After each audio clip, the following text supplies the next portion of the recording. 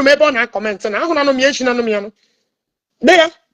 Idiot. Ebe gre na ebe na ekoto. Let us be calm for now. You did not tell anybody to be calm then. What did you guys do when a son came out and tormented the whole Anambra State? Did you guys take him to court? Did you guys sanction him? Do you think that those videos are not longer existing? What did you guys do? Oh, nobody came out to fight for the whole Anambra.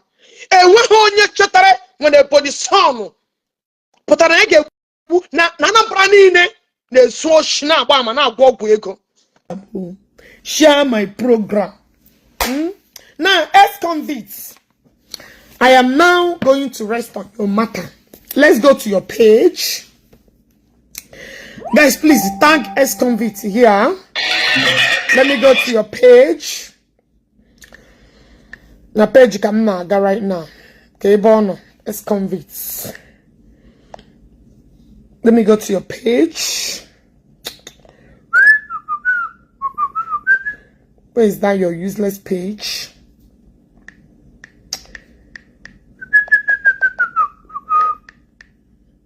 Governor Onyoshi.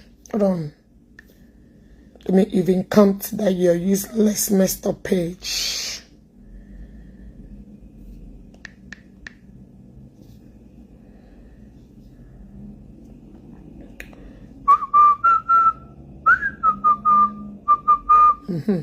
What because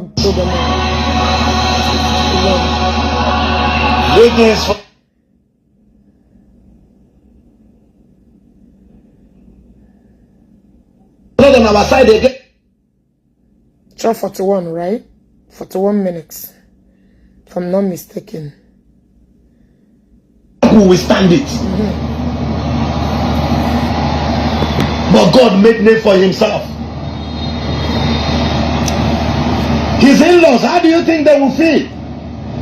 At this point, when you are saying things that are not verifiable because the senator is not alive, if he's breathing before God and man, if he is breathing before God and man,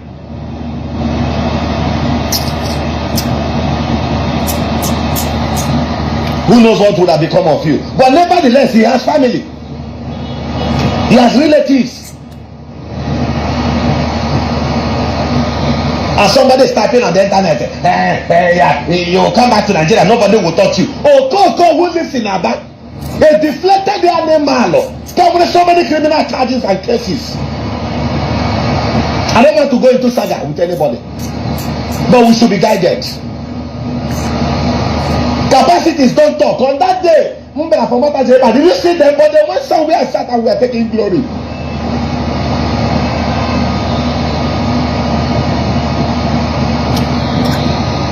The Bible says, let him that nameth the name of the Lord depart from iniquity. Some clergymen should mind the kind of people they allow around them. They will not only destroy your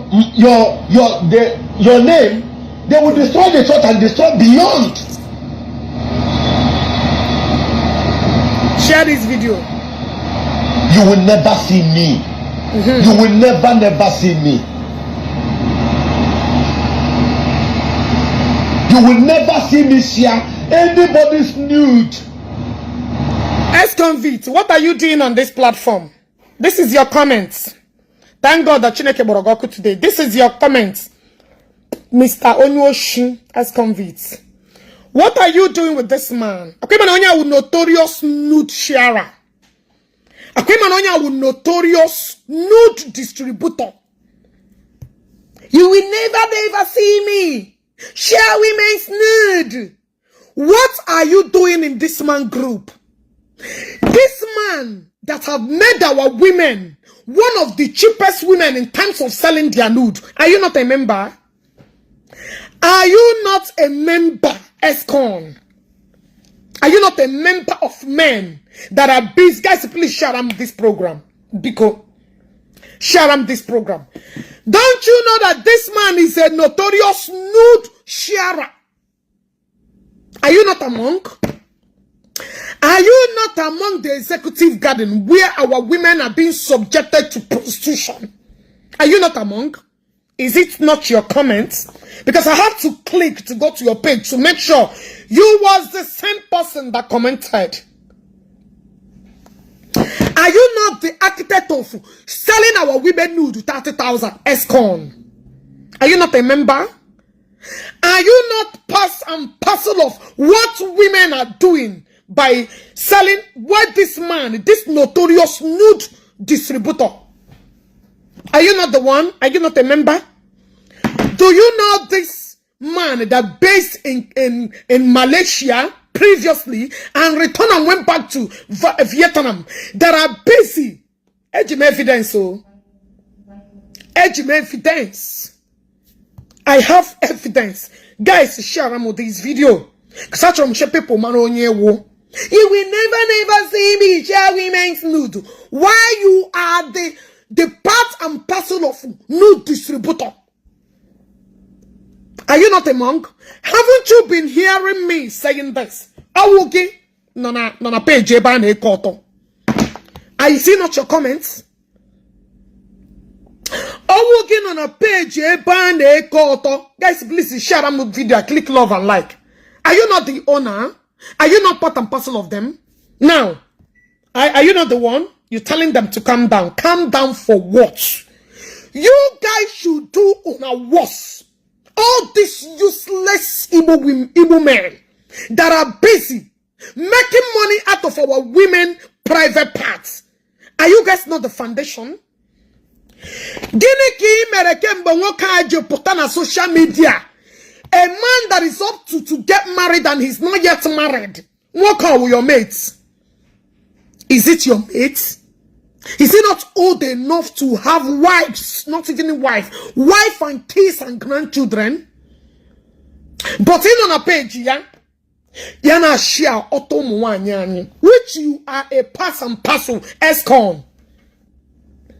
Are you not? Have you ever used your platform to come out and condemn this atrocity?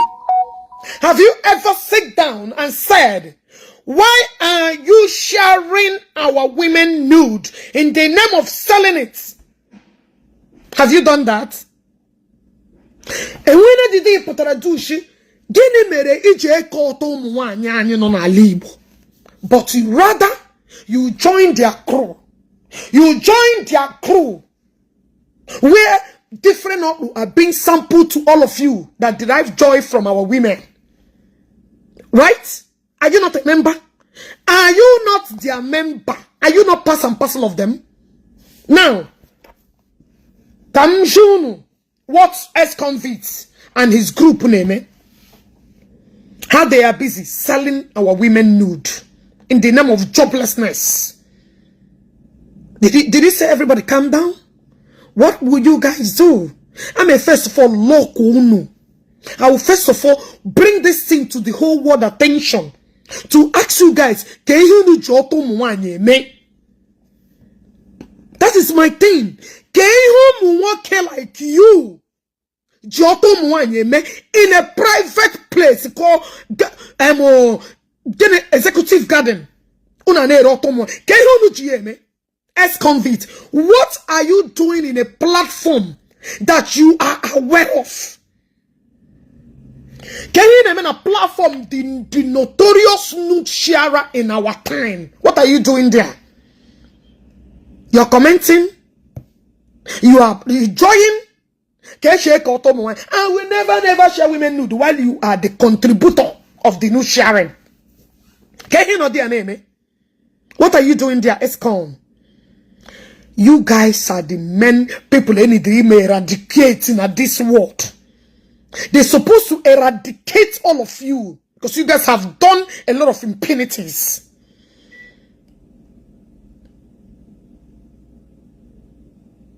Ada on my Biafra TV, don't worry. I will answer your useless thing. Maybe I will click your video. Because all of you guys are prostitutes. We need to eradicate from this from the whole surface.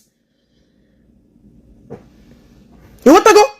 Any dream eradicate all this opponent. Any woman that will come and say, Ogechi, why are you doing this? That is their job. They don't like me stopping their job. How many him na job with the I shall be capping. Come on, get the fuck out of your ISO. Come on, hold on.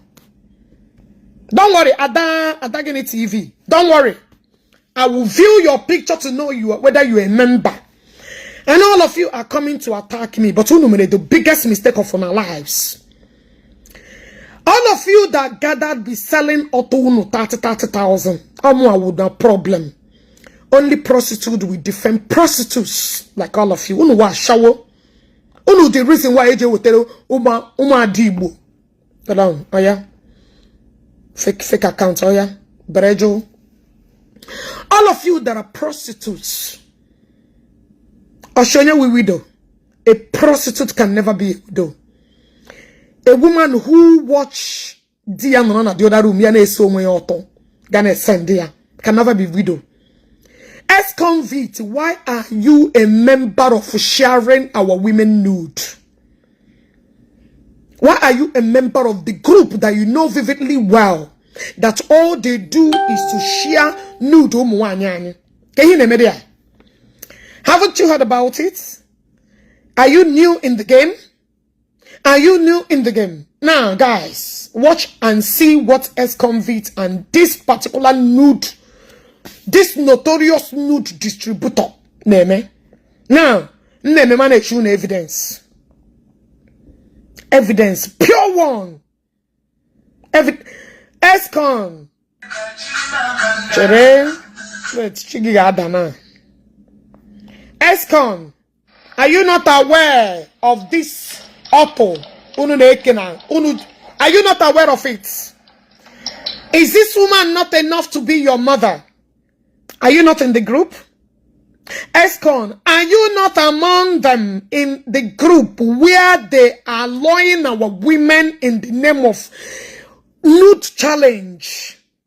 Are you not a part and parcel of it? You will sit down and say you're saving widows, you're building houses for them, while you are destroying many. Are you not a part and parcel of it?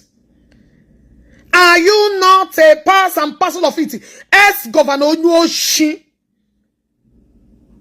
Are you not the member where they are telling our women Are you not a member? Are you not the founder and the part and parcel of them? Their group.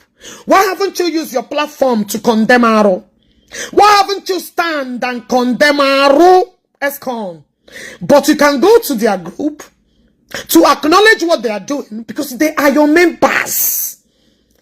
Well, I'm not surprised because gini menanya Jpac on gijere u your wanya shawo ngena chan po hu gwa maga kana anya makpo ogofu anya. Is it not why you're blind? Your mother did not get back to you. What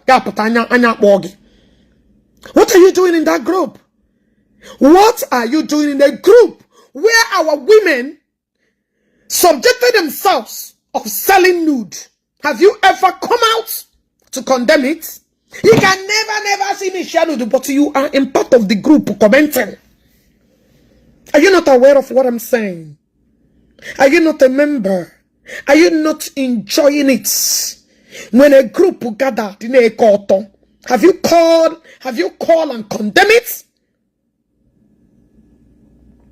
Have you called and condemn it? Come now, Jugi. Are we doing aware? These things have been clamoring, screaming. All you could do is to go to their platform to support their impunity and are we mahu this notorious nude distributor in our town? Are we mahu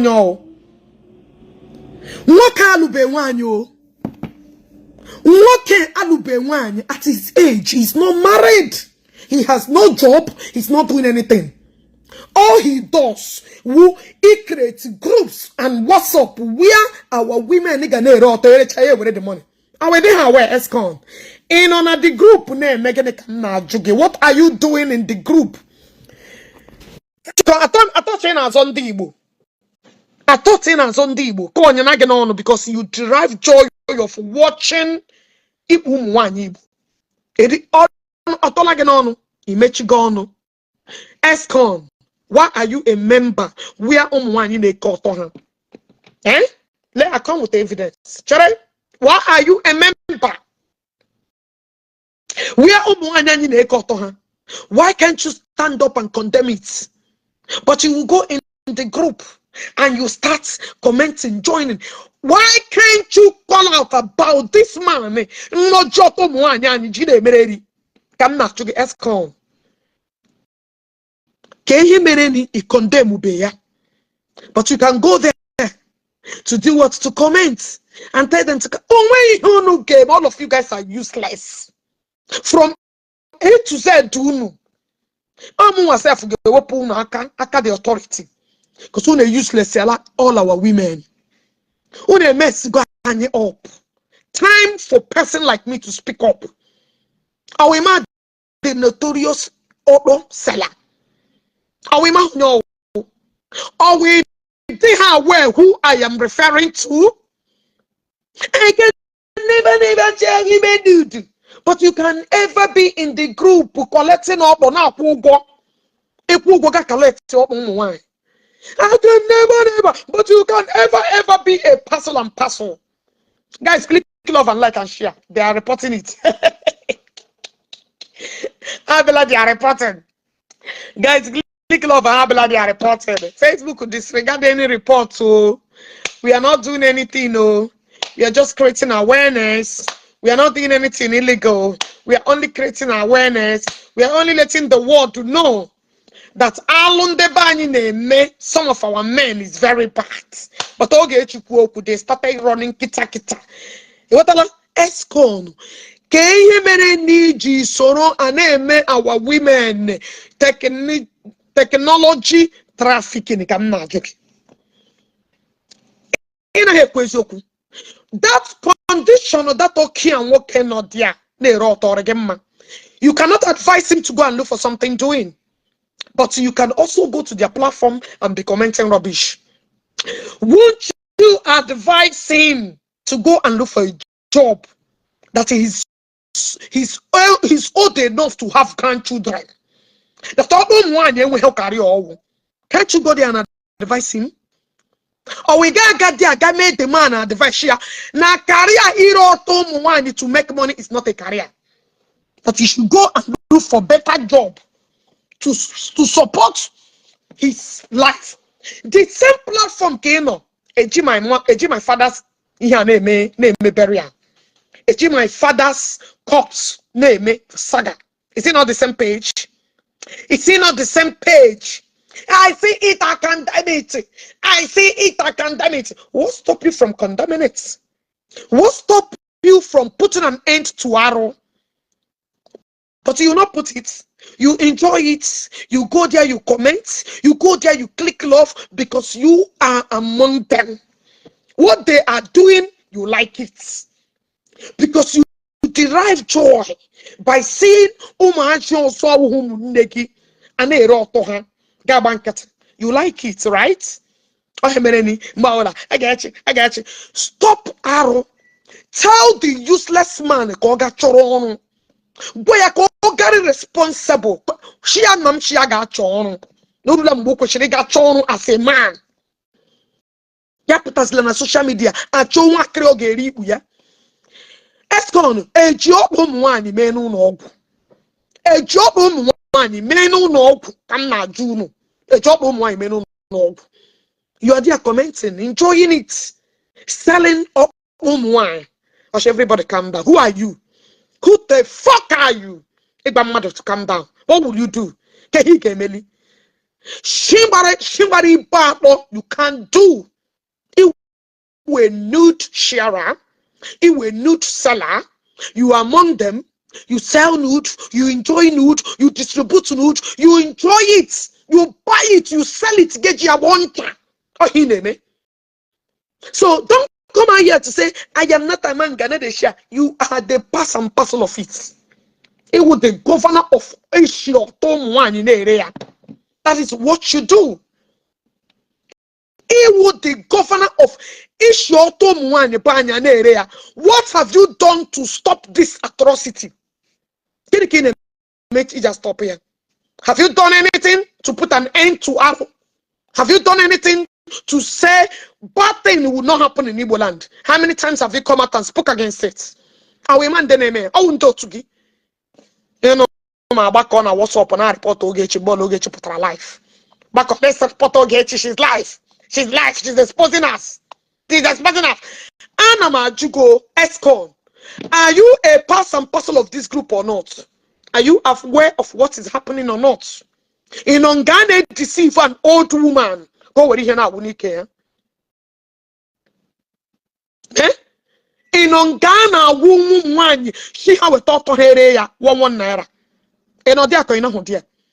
Are you the member or not? Is it not your comments? Are you not the one enjoying it? Are you because I make him to go and watch you? So you are a member of this group NAT. Can't happen. You know, when you guys keep saying, okay, I will do you this, I will do you this.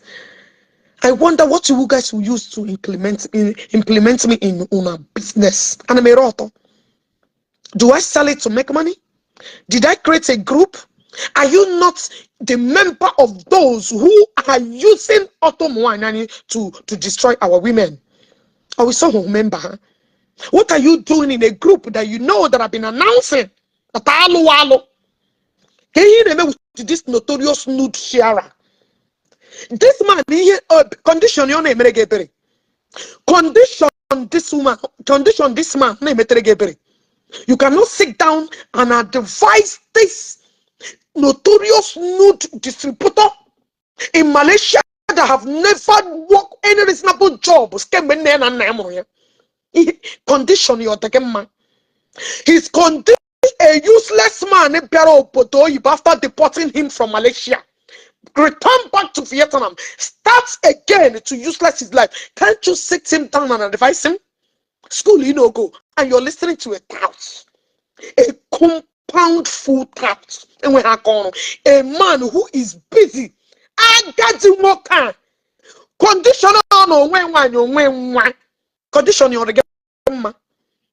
Condition this hopeless thing. You all he does is to sit down. Those women they are not commenting. Those women they are not commenting. All their nudes are somewhere. They are captive. Are you not in the group? ESCOM. Governor Onuoshi. Are you not in the group? Are you not a member of 30,000 to make money? What on your family? At this age, will you advise him to be this useless? Your uncle Malaysia deport where because of the same useless lifestyle. A deport where now luckily visa Vietnam Gaga. He managed to step away 24 hours lights. The only gain is gaining another place on. Your uncle now at this predicament, that this fucked up situation. Would you advise him to go and marry? Would you advise him to go and look for a job and better his life? And I'm a joke. Escon, your uncle did this fucked up. All he does no a bag because see the many enjoy. If you buy auto, get a shiando to give. It's rob. Get a be a Jpac, Jpac one go. And everybody 500 to Saga Ogechi. Jpac the notorious nude distributor Ubo. Ubo. She Baliano, where I go that 500,000 in a Kereha. She a J Biko. She a Balia J low wine. At this age, you're gonna move in Pesel. I went to open. He has gone at the stage of delivering in Pesel. Ex-convict, you guys should leave our women nude alone. Condemn Aro. That is no Ogechi. You will not. And when he came mem. And when he came mem. That is no Ogechi. Una no go do me shake him. Una no go do me fuck him.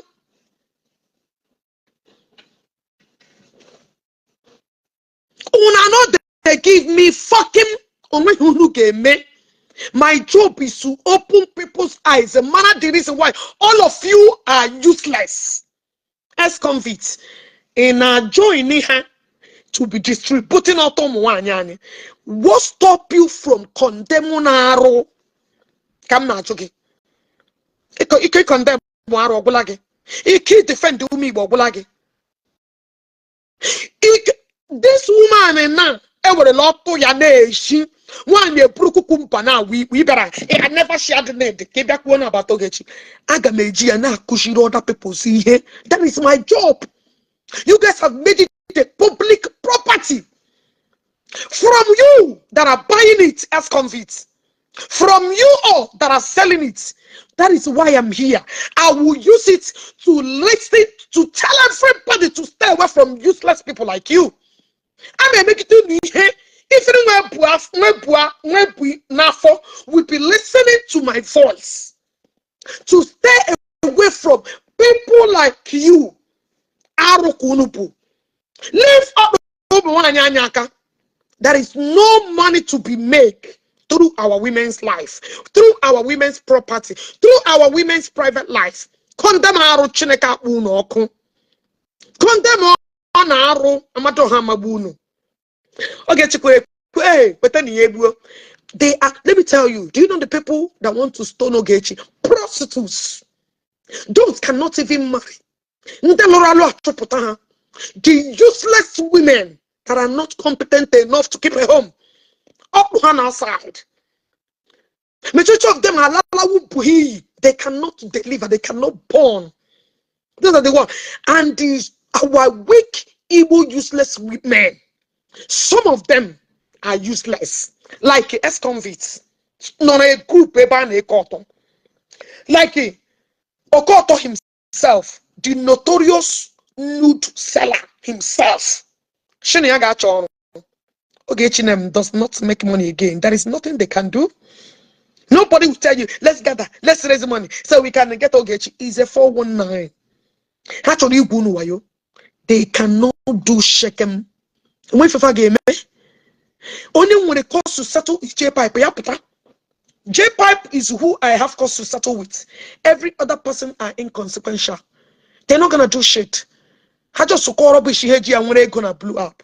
They cannot do a goddamn thing. What I do with my food chase. She has convicted. Stop selling our women auto.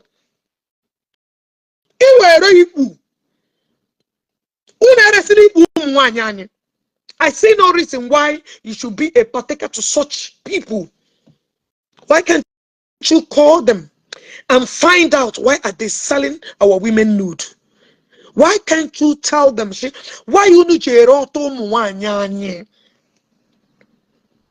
So you want to join them because any share of all you enjoy. A wall pass and pass you have collected. Haven't you had all this while I'm screaming? Eh? Pretend to do the worst. Look at where you belittled yourself. You call yourself somebody that is learned. Why you are among where somebody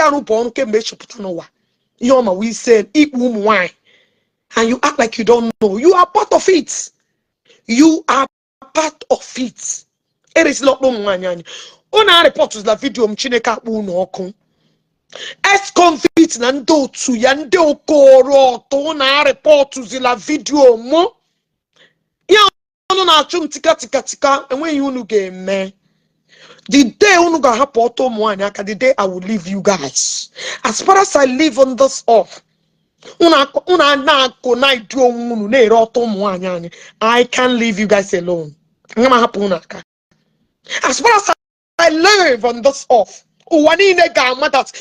Governor Onyoshi ex-convict. Nona group, he is the patron of our own. He is the patron. Ex-convict, you are the patron of our own one. Because I see no reason why you should not those people, police, arrest them as you want to arrest Ogechi. Arrest them. As you use police threatening me, why can't you do your own investigation? Are you not in a question again? Oh, police or Tolaga Canada one. Because in a may enjoy. In our brogi 24/7 ex-convicts. And our Jarago to the one 24/7. Your police not they reach that side. Igbo police not reach that side. Okay, you hear from me, not they reach that side. Because they are your member. You lodge in a group where I get more question momo. Stop you are not their member. So police again the reach there. ESCON. I will investigate, not the reach there. I will investigate, not the reach there. You chameleon. You okoboroko. Oh, so frustration they do like Gabana page unu neroto. So frustration okay Jpac you reduce yourself to a member where our mothers have been subjected to 30,000 here. So frustration where was to reduce you to 0. So all of you are in this. I didn't even know. When God want to expose all of you, so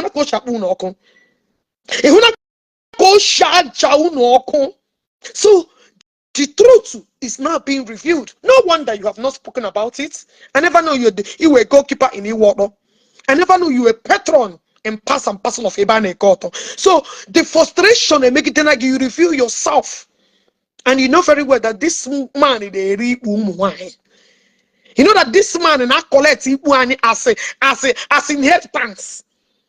Tell me any reasonable man and woman that will sit down and watch a 60-year-old man, watching him use filter to run a program, why he is not married till today.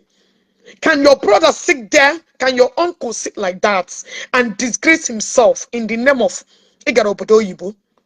And when he passes through Waga, can your brother do like that? So, investigation again reach that side. Arrest again reach that side. Investigating again reach that side. To get to the bottom of it, reach that side. Because you remember, governor,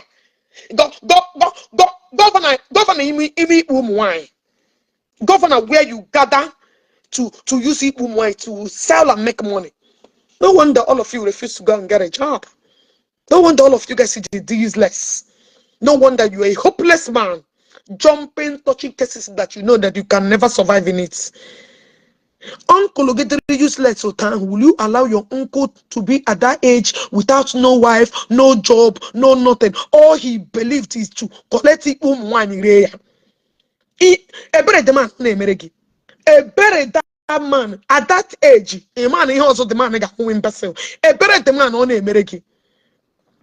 A better that useless man in not the can't you go and advise him? Go that is no gain in what he's looking for. Oh, so they could. Oh, wait. So, I find your back. Kunuje after I'm going to put on, I'm bringing up man on Nigeria. 30th of December. My open. And I want all of you, college you red carpet, be welcome. College you red carpet, be welcome. Amado Hamabuno that day. All of you must come with the red carpets. Because the only woman that always tell you guys to stop it or I'm coming. You will see me there. I'm coming with a full-blooded blast. Make sure you come with a red carpet. I don't want to see you without Ogele. I don't want to see you with Interach. I don't want to see you 30th of December. Lagos, Molitara Muhammad. You will see me there. What I go? Because in your next word, so you never jump somebody like me. I am your worst pain. Una worst pain is Ogechi. Let's gather. Let's gather. We will deal with Ogechi. 30th December. Biacheremu. Odogu na apata. The most odogu na apata. Onye na shunu pushire ọtọ. Onye na shi ex-convict pushire ụmụaka aka n'ike. Onye na shi ex-convict pụta irezi n'ọtọ ụmụ nwaanyị anyị. Onye na shi ex-convict mee investigation mere ebe a na-eri ikpe ụmụ nwaanyị. The only woman in a unubu. The woman that to scatter uno do una da remain una date. I get gacha. Go and stop the atrocity. But the woman is that old woman to stop that in a Giana Boncha does not make it right. That in a Giana Boncha does not make this abomination right. Go and put an end to Arrow Ndala. 500,000, 100,000. What would you guys do? What would you guys do to shut me up? To shut me up? That's all. Ogechi without do anything. Hey, let's call everybody. Let's shut her up. Everybody come on. Everybody use your platform. Ogechi, we this time around. Let's gather. Let's finish up. While you have not investigated someone who not 24 hours let deceive our women. Now see how you have not done the needful.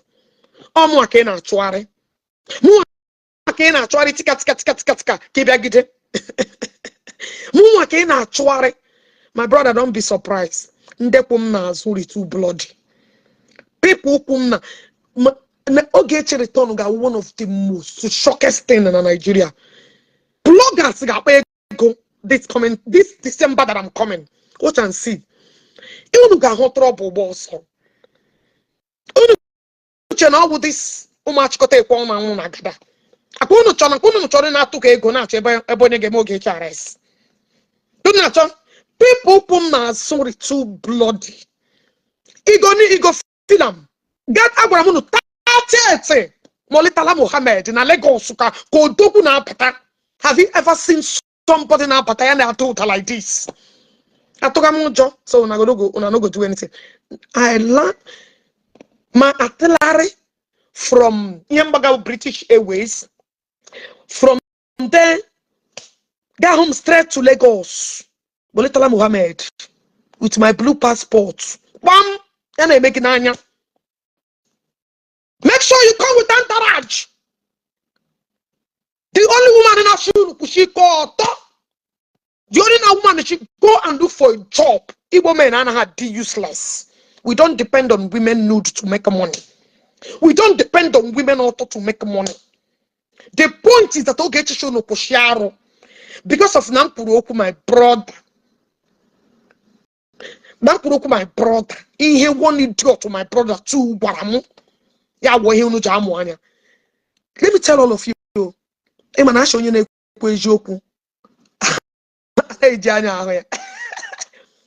Make una get ready. If I did not see that carpet that day, I'm not hamu.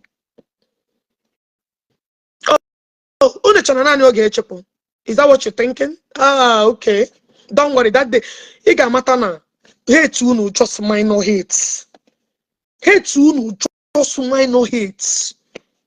E what go? And where we fair okoto no game ex-convict you are a 0 minus. Governor Onyoshi you are 0 minus. Guys, click love and like share. Even they are reporting me. I don't want to click off. I'm not talking here, click him off. When we make a phone, they will not allow me to come until another 24 hours. Click love and share. Oh, Izu Chukwu, long time, my brother. It's been a while. What I go? Share the program. Oh, una balankata. Chikote kwa umu heni simpega. Umu auto collectors. Puna juru na Eziokwu obiana ma hakere krekere. So na don't gather. All of you should mount on that day, on the 30th of December. All of you should mount. Men mount, women mount that day. Mount one. Yaram ma homa my followers, so any dream ego. Case yalam. Some of them with dogus. Ma put here, Tim, any dream money. Any dream money. Any dream money. Can you pour me? Come on. George got put up that you know somewhere name technology trafficking ma put a sugar koshia. On a towards him nan puroku. On a get an plan. Dollar. Other sellers. Escovit were patron of other sellers. Governor Onyoshi were a member of that group. That is who they are. And then they wrote one. That the king about when a man. He could not say, okay, belongs somewhere. 30th of December. Monitala me hammer the Lagos. Was there? Mount Toronto. Una nightman apata. Mount wait. Here ya bo otu game. Here ya bo otu game. Chineke kpo unu ni n'ọkụ. Unu erekwa ọtọ nwanyị eji eme ka ego. Amadu ahabọbukwu unu. Ask me Tina Hero but you are you not this? Are you not this? Are you not fucking this? Ndala, is it not your comment where they are selling our women nude? Are you not the one following them to are you not the one? I had to click it to go watch whether my page. Yes, it was your page. Have you come out? Have you come out and condemn him, Nagu? Haven't you know that this man is a notorious food seller? The man that have been convincing our women to be selling their outfit for 30,000 for decades. It's not how you make in a group here. I cannot sell our women when you enjoy it. And I say, oh yeah, chinga poison. Oh yeah, Otila. Are you not among? Are you not among that derive watching Igbo? Have you condemned it? Have you condemned it? Have you said anything against it? Maybe I can never. You are the patron. You are the undertaker of that order. Are you not among? Are you not the member? Chineke Brogono. Ogechi Okeke. Who said, Nanke ga man. See them weak men are gathering for phone because I'm saying the truth. All the prostitutes, all Shawanine that have already fucked up their life. Only who go against me, check. Anybody only who go against me, check her lifestyle. Go and check their lifestyle. They Yahoo a divorcee. Ya wura punaka no na street. Ya wurunda chopra chopo nobody can remarry. Ya wurunda shigari me. Do you find that the womb damage? Nobody will marry. Those are the people you see fighting Ogechi.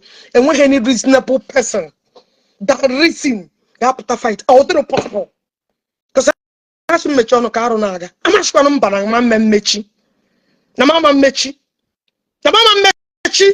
I got my ubo tebo burunu nine. Also, got down to the whole content creators. Uncle I be up try on. And Jpac got China bata. Jpac got China bata. Oh, no, I could see the kid the cocoa. Me and that Jpac got China bata. Unless she got China. Is anybody praying for him to go to China? Unagazi Punke Eziokwu. Orulano Ogechi. Uncle IB, are you no longer having meeting with una fellow content creators? Keshe assume. She like a post wunu ni noko. Amadu haga one of you useless Igbo men. I talk to reasonable Igbo men. Who idiots like you. And then it depends on feeding on Facebook. Then again, na pogen koge. If I got Igbo, they shout to 10,000. Gas scam. You must get on YouTube more. Can't you do it for them for free? Are you not trying to empower them? Are you not trying to empower Igbo youths? Go and empower them without collecting shishi. Then no man can pay 10,000. Umaka who peri 10,000. And they are the good people. But Ogechi, they have already paid, sacrificed, help on them matter. With my platform, helped and put them in order. Ogechi was going to job, but if you get style, be kill your road for Maka. Imagine a small boy content creators. We put on he's had money or her had money. Something that is free. YouTube. You took your time and watched it on YouTube. You went and you collected money from them because you were a dubious character, but you pretended to put up an innocent angel face. Yeah, I'll give you 110,000. You criminals. You criminals that pretend we are cheap clothes but wolf in inside. Ndala. If you got the woman, scam more brother robbery. Rob well, it's YouTube. That guy layer free. Very simple. I don't even know why our people are not knowledge enough. Can you hug a cushion that is not on YouTube? Tell me what that me Mary who can hear Jeremy Iron. Guamonye, you hug a cushion that you will not learn. Orulan and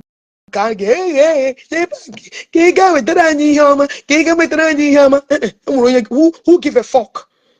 Who give a fuck about Jpac success? Oh, the what's in it? Madumeraro. What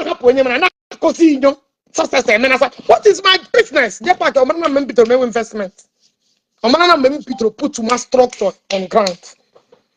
You guys cannot say the truth, the simple truth. They escort not join Anna. We are one in a raya. Ogechi Okeke with Ogechi Okeke. Oh, we know let them come change here, come turn. Get who in no water. Wait. Dala. Bunch of auto sellers. Equally, Uncle I be away now. I'm supporting you with 500k. Hey, onyem. I would dogu. Ndana waste of time. Yeah, onyem wizu a billionaire, no silent billionaire. Oh, make it all, make it pounds, make it. Dummy here, make it. Apple. Achana and them when a war. Achana and them when a war. And they got much habalaga. Mba. Boys. Boys, but I go baruru. They know that Ogechi, I'm telling the truth. It's only the manipulated demons. Yeah. It's just for 500,000 because for bito baby. Bito onya ga mam konya na onya wu. Eko wuru na ala. Ndana he make noise. People get down hu na haji kopo. Umu Igbo batara ego panuru. Na esusu are. Umaka panuru that reason from their brain. Mother Ogechi is standing on the truth. And when he, let me tell you, before Adam Ray, I'm a rare species. I don't follow crowd. I do not follow crowd. Okay, I don't follow crowd. I stand on my own because when I follow crowd, I started to live a life of deceived. And I'm live a life of pretense. Why? I don't betray friends. I don't betray Onyo Ngampo Kampo. Why I came after Jpac was he started lying against us. You brought information to us. This is an I talking you but the poison na Obonilo's son. Nothing like that ever existed. Nando Katoki Yusuki to Wolu Munegi. That was when I said no. After all, you wasn't my friend. You are an intruder. You are an intruder. And I noticed it on time. You wasn't a friend. You came for destroy. I wonder. Kuyaruma Shako, beware. I warned him. You wasn't a friend. You was never a friend. So anybody say Ogechi, betray Jpac. Unu, kina Jpac would the same. Kina Jpac would unu tiria to come and destroy Ogechi. Man, Ogechi the wiser than Una. Una send them. Joy me when any of anything. I'm not man, Jpac on the same level. Muna Jpac on at the same level. Idiot one intruder. One intruder. Yabia, shoke, not to remat. I want Dako and Dako listen to me. He's never a friend. Somebody now, even that's my good friend Ogran and Kia now Zobro. Even on your mam de sha him ganjum to rebagay na bam. And when Onyana had to be careful about this man, because I was a friend. I don't do such friends. Why would you turn around all of a sudden? This shit now you actually in your poison, naturally use Suki, and 100 days. Who are you trying to sabotage? But then I need to say the truth. Keep such friends. He's not my friend. I'm not on my class, he's not my level. He can never be. I don't keep evil as friends. Lie. All of you guys are the same. Why won't you lose weight, Izu? Why won't you lose weight when the truth has been? Ekuma be a lot of things. So Ekuma be a lot of things. I have not started saying a lot of things. I've not started saying many things. And when I bring Gaga dig some of our record, I should do it. Echigami echiga called up. Echigami anama awuma. That's mtoge. When you want to betray people that have ever helped you, I could help you, I could feed you. I could help you, I could feed you. Why the betrayer? Why the lie? Why you put a this a bonison no gaga made it? A bonison who a criminal. That a boni lost son who a criminal gaga made it na report. I could never reported anybody. That thing was just a detail. Hold on, let me show you the thing. Everything was just a detail though. I could never reported anybody just to dent I could a bonny loss. My good friend, my sister from another money, my bonny sister. I've been telling you about this, your brother. Hand go touch him. Hand go touch him. You better advise that lawyer. You know I love you so much. And I respect you. Advise this your brother. Where you be the only person with contact when you get in the call. Make it one move. Make it one eh. Jpac because Oga can Oga say make him cool down. Any day on me perano so I could go and do your thing. That day can get water and million on a boombe. You have been poking a lying. Love. You have been poking Akuna, not lie against Aku. Every time, every minute. Put one propaganda. You went and edited the charts. That was the man on a reporter. Okay? Aku time. Ya woman when onye would allow Aku put Aku cannot do anything on the page. Yamade her well. I am the engineer, the architect. So you know, I'll get you my way. Aku never reported your dead meat looking food face. Jpac wanted to give you 500,000, isn't it? Give him a collector. Why did you run? Why did you fucking run? You could have collected it and come and face me now. You should have collected it. Come and face me. Kishi face in Danambra previously. All of them that say Ogechi. When you face in Danambra now, why didn't they fight you? Why didn't they come for you there? When you face in Danambra, now one Danambra and Dogwego. Now one Danambra and Debu mother. So people have forgotten. Maybe I will replay those videos. It's from being one Danambra. So Danambra could not sue you. Ya won't get sued now. The whole Anambra that you insulted. You want me to reopen your case? Ex-convict, where were you when a Bonny Lord son was insulting the whole Anambra existence? Where were you? Where were you? What did you do? Did you come out and say you are gonna fight? Anambra should get up. Where were you? Anambra in a hole. If I knew but included Unazo. onye niile included unu na-asọ Anambra a whole ocean anyị na-agwọ ọgwụ ego na anyị na-egbu mma anyị na anyị na-eji money. What did you guys do about it? Yeah, so I checked my WhatsApp. What did you guys do? What did you come on me? All this idiot that gathered Ogechi with their problem. What did you guys do? Oh, so if Anuba was not included in Anambra. Hello. Oh, if Anuba say with them mother. Those statements the Bonison made. Oh, I took for another one. Oh, so all things came now. I did not insult anybody. I only reference what somebody. Una jure Bonison evidence. You masters. Una jure evidence.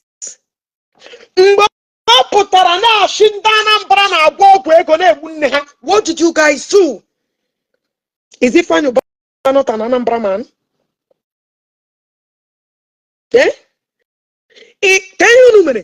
Ask on, what did you do?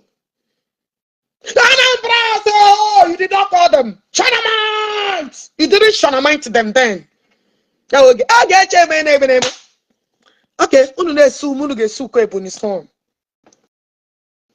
did you guys fight him?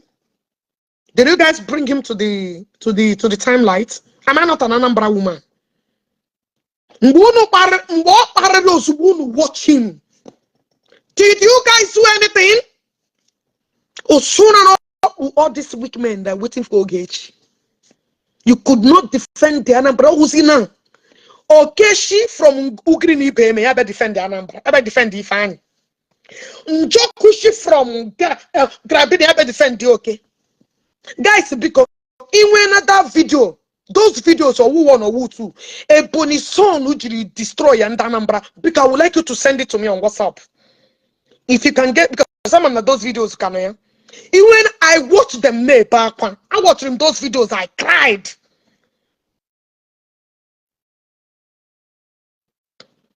Okay?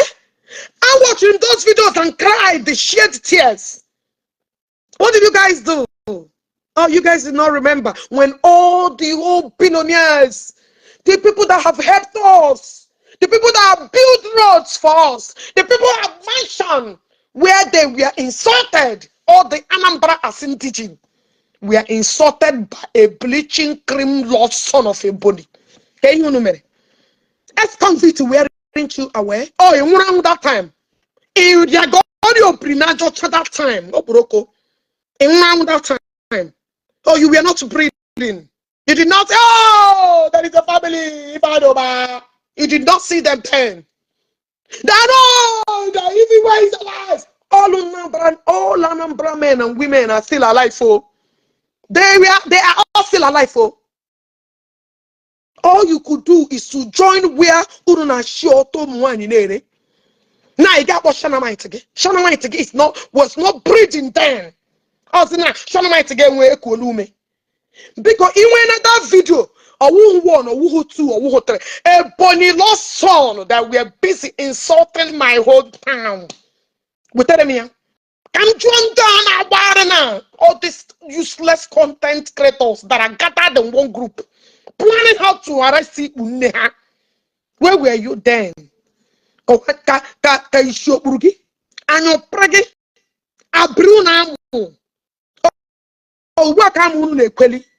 when the voice that has spoken,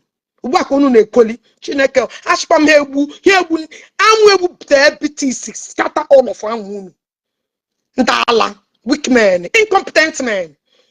Then my fan Obama the whole Anambra State. Then my fan Obama did not hear Mbashi, Anambra Bogo, Nani the Nanya Bogo. Oh, now Zika Kunu Chetere. Then when he hey okay. Now let's compete. Let me guys share this video. Share nothing happened to my matchmaking. I can guy. When it's fight to be fighting to the end. Each of the gay one each or D. Only him any matchmaking. Only you leash your wants. You leash your wants. Those videos or who one or who two or who three. Those videos. Emereji torment and number we put there. Because I need to ask all these weak men. I need to ask them. None of my voice, the voice of an angel. The voice of an angel. You guys have written.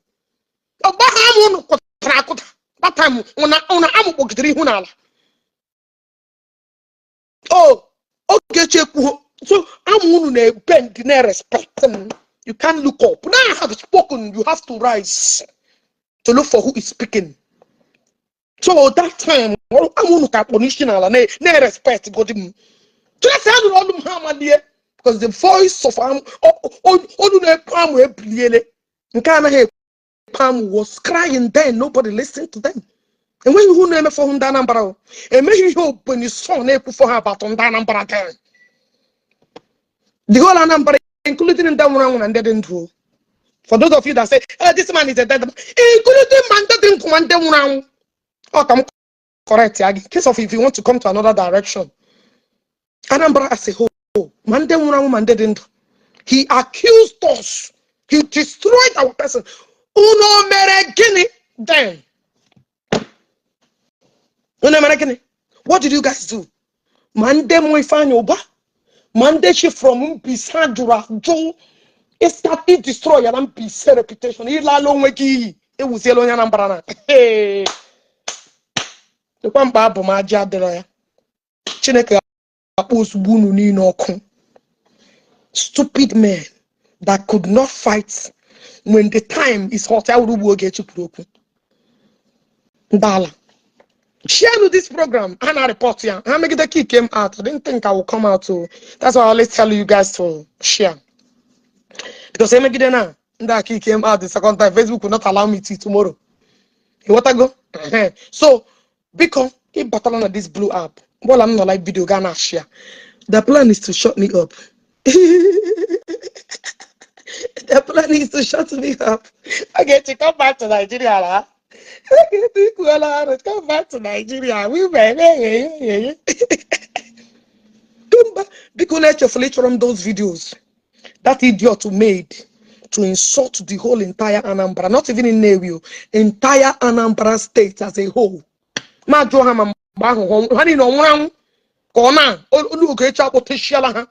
From their dead, worthless grave.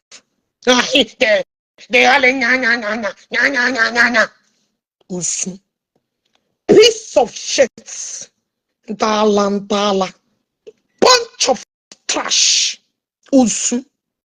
Escon, the Quaggy, a notorious nude. This man in Mac that all drunk again, a notorious nude that refused to go and marry. You knew while you remember. Guys, Beacon, watch our video. Watch this video. Good morning, Mom, please.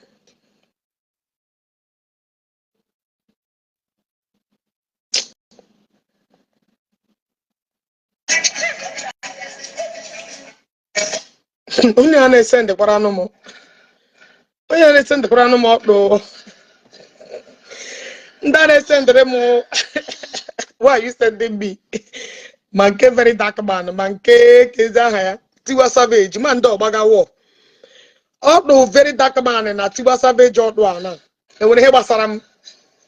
I'm supposed to send them a bunny loss. We didn't send the water more to my mom. When he was Saram. Tiwa Savage. Muna Yosegoku. Oh my God, we enjoy. Tiwa Savage is not my problem. She's a responsible woman. This very dark man and he send the Ramu and when him GM. And I should send the Adam whatever I'm very dark man and then send it. Eh? Zoniko. It says the annual body lost son. There were out to Tiwa Savage and I'm a very dark man and then send them. I want to get a man who be in there. I shouldn't send when I get sent. When they broom them with problem with people that I don't have issue with. Now, porn also. I shouldn't send there. You know, we have request. You know, him require. Did I request for this? Just wanna know when no. Match man that you no.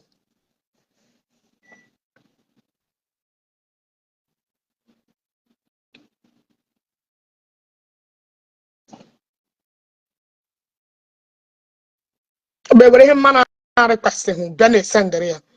Eh? Chuman unde chuga man chuman de chuga no bikon.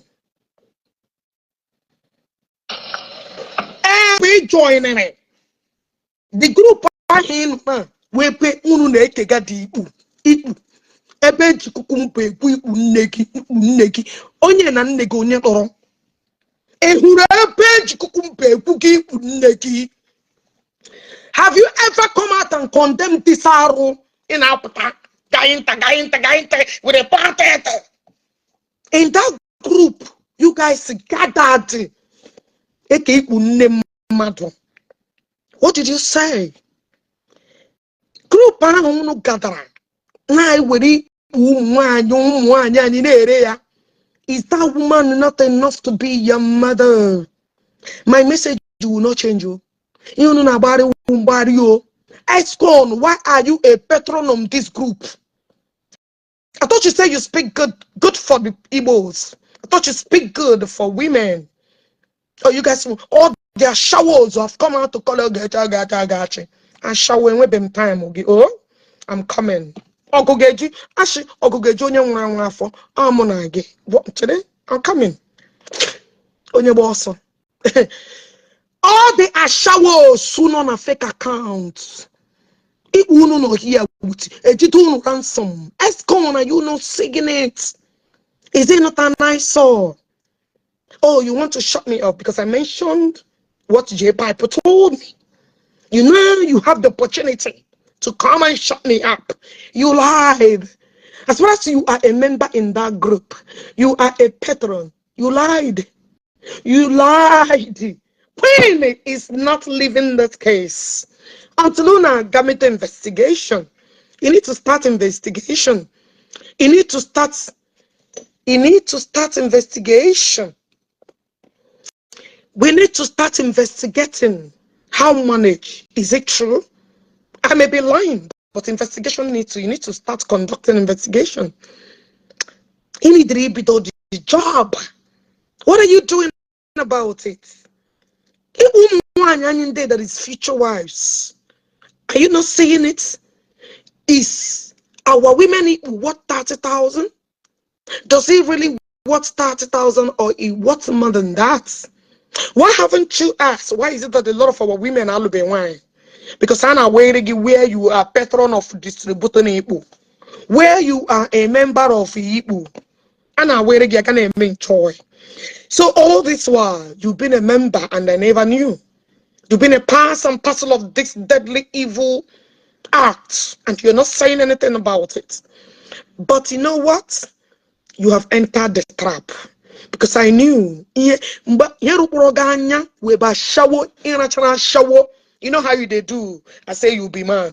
Come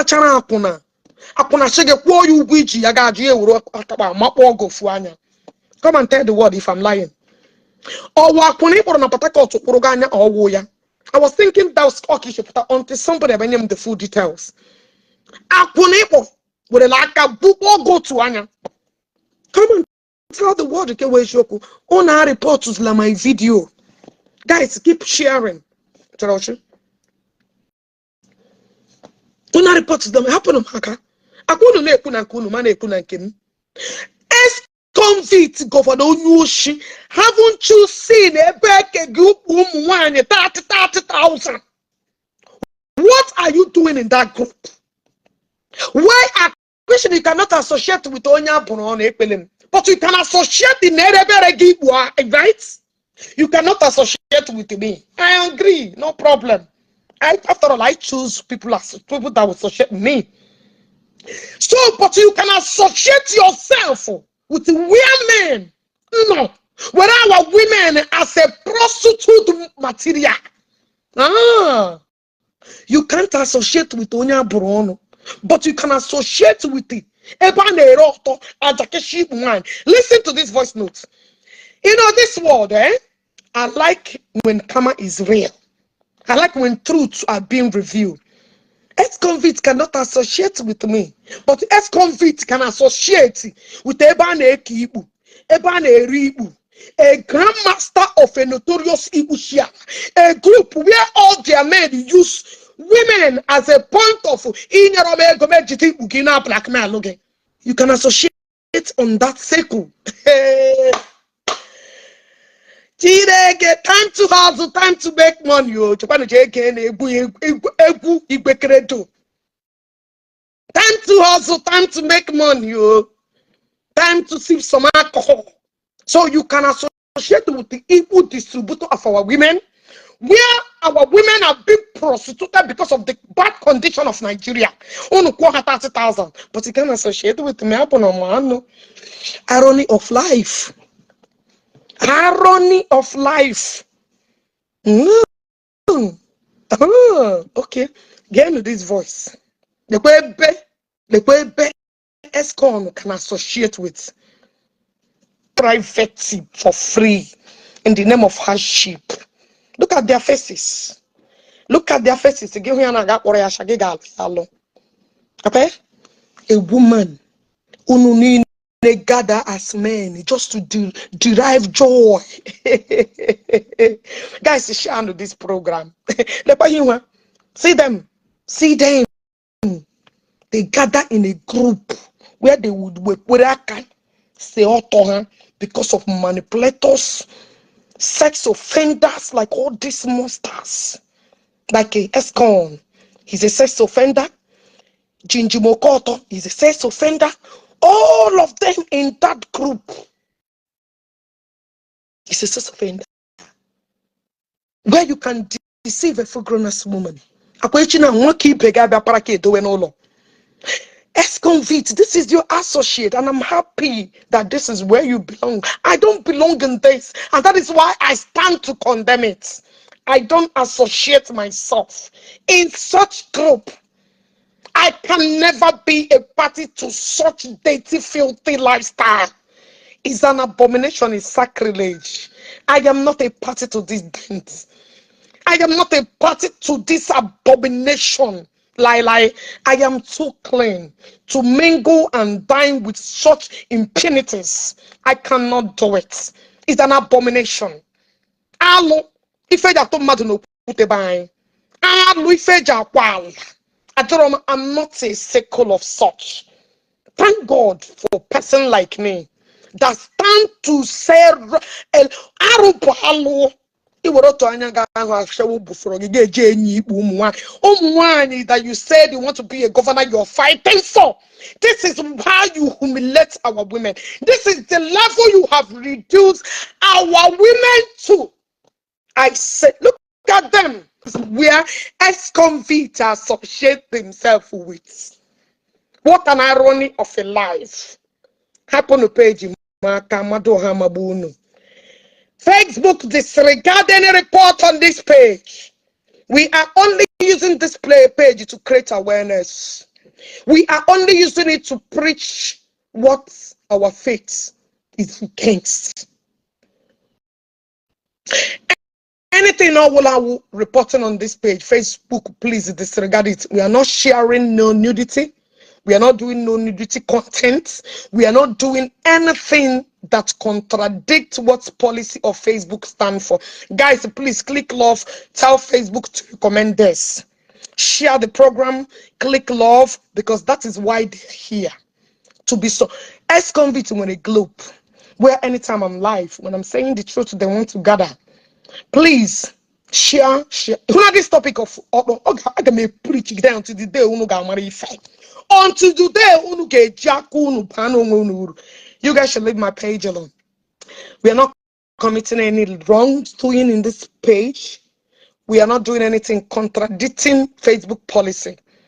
We are doing nothing but the truth. What we do is to make sure that we secure our personal dignities and respect.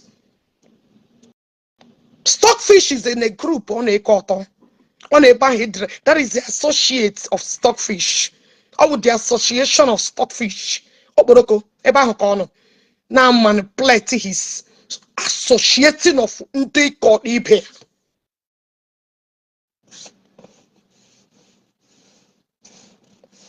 What I go? Hatcheries, Ogechi, I will shut you up. Come back to Nigeria. Come to Nigeria. If you come to Nigeria, we'll do you this, we'll do you that, we'll do you that. We do you this, we do you that, we do. And I said no to it. Threaten me. I didn't get it now, but make on gather with red carpets. Gather with red carpets. When I will be my kind before him, everybody, oh, get. You will never see my kind. Imagine all I'm alone at the or room, like a majority of them. Now. Ebe all propaganda says, Ogechi declaration empire, Poroya. Ogechi declaration empire, Poroya. Ogechi declaration, Buja Bayanga. Ogechi declaration, just propaganda and talk rubbish.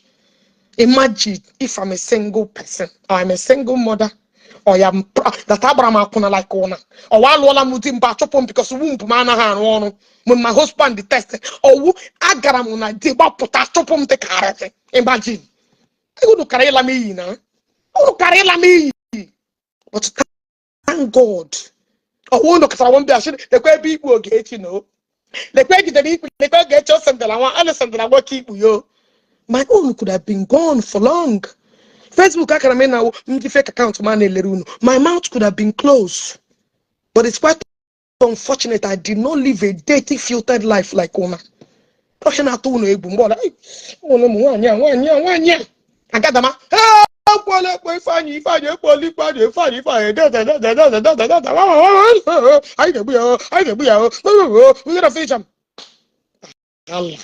Listen to voice note where ex-convict is a member. Listen, guys, share this video. Get voice note to ex-convict to a member. Okay. Oh yeah. Let me send that shower out of here. The message is not for prostitutes. They will not understand it because they are used to being useless. The message is not for people like you, honey. Oh yeah. See, lo. Akujigara minda acho ndeme acho ho kahaba into una worthless life. And what I go? Akujigara our upcoming, our future generation. Ihe Igbo jiri dere ebu bachom ka you lose here anymore. Achọghị ka ihe Igbo jiri ụmụ nwaanyị Igbo the best women enwere. Ndị tamechiri atamechi a ga na-eji rekọdụ unu na-akụziri other people ihe. That is why I'm here.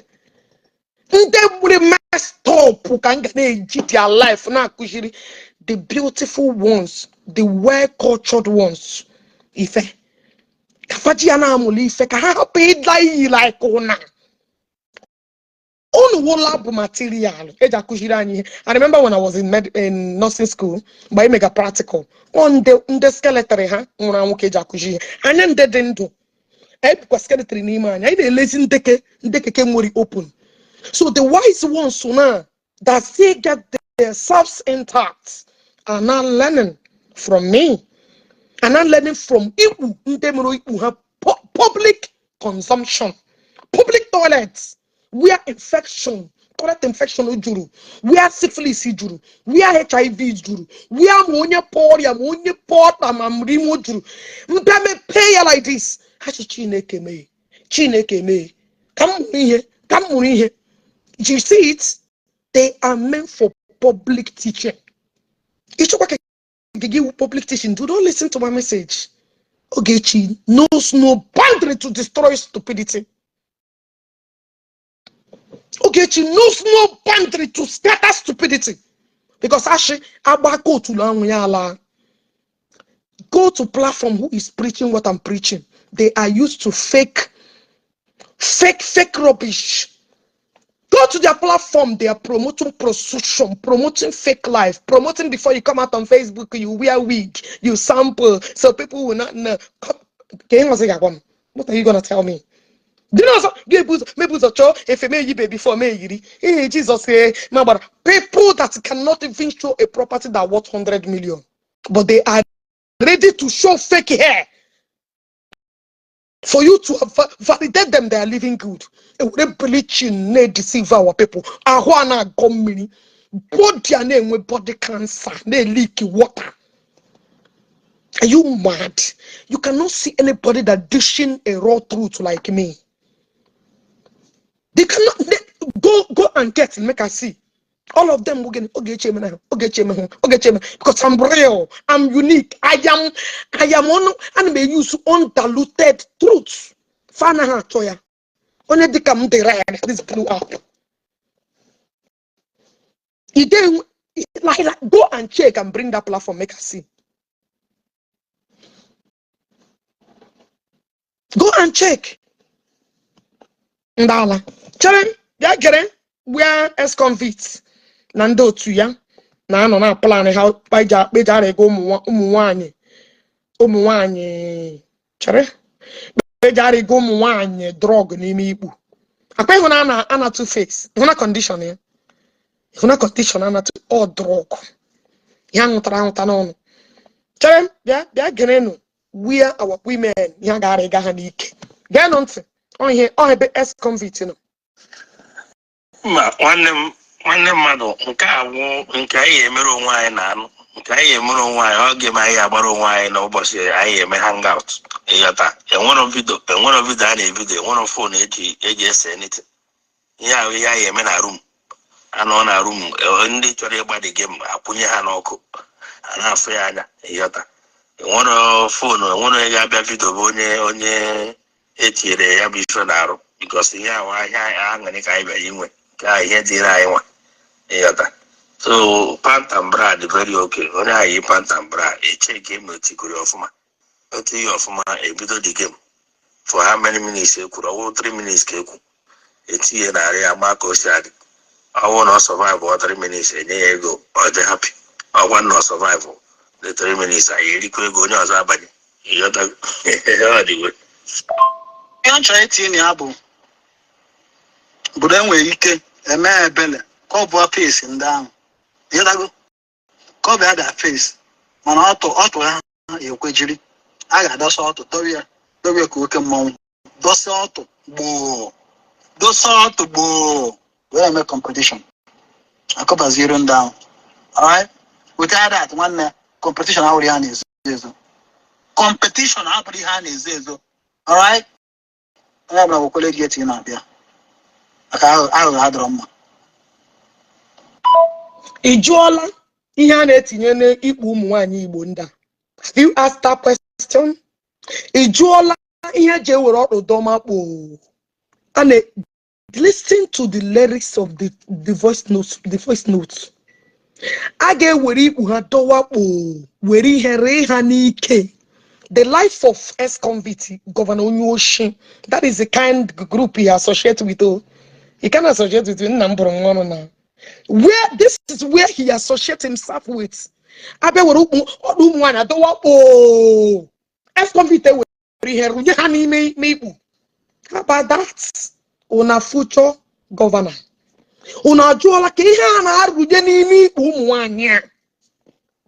Have you stop? No, you will not ask it because you can associate with me, no.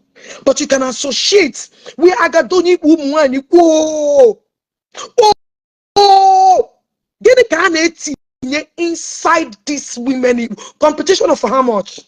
How much are they posting? 30,000. 30,000 kg alago mwanyani. Competition of 30,000. What are they putting inside him? December coming. This December. Yeah, what the gathering, they are gathering this December. I'm talking to you. I will wait you. This December. Oh, the gathering of ex-convict and co. This is the group where he associates. This is the group.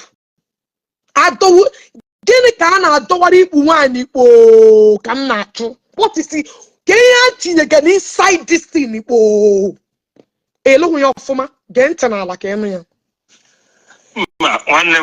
nwanne mmadụ nke awụ nke anyị emere onwe anyị na anụ nke anyị emere onwe anyị oge ma anyị agbara onwe anyị n'ụbọchị anyị eme hangout.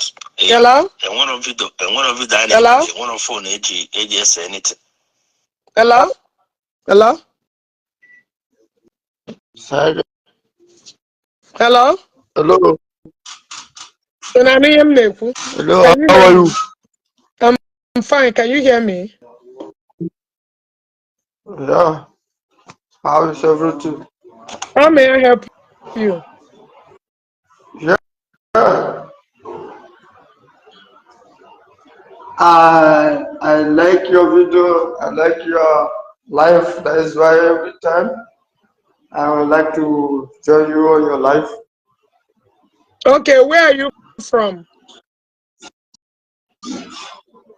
I'm from Nigeria, but I'm living in Oman. Okay, what part of Nigeria are you from? I'm from Igbo. I'm from Igbo guy. What part of Igbo? We not have Igbo. Oh, we not Ebema. have. Oh, we not have Igbo.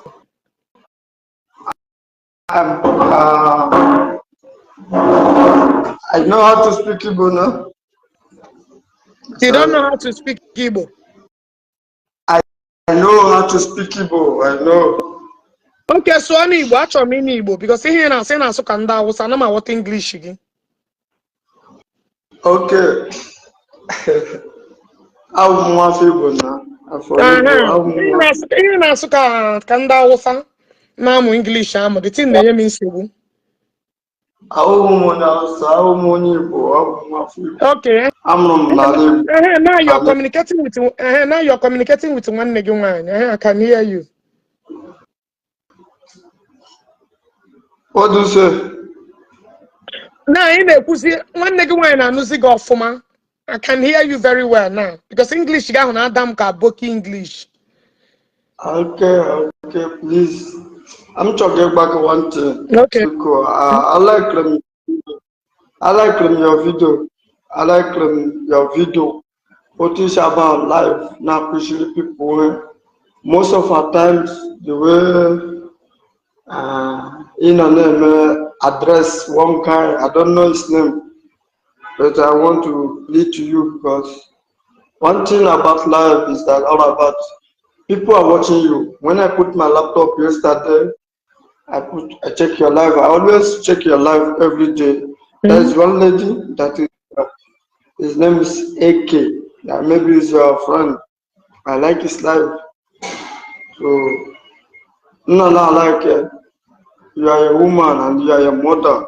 Please just just most of our times give me to you.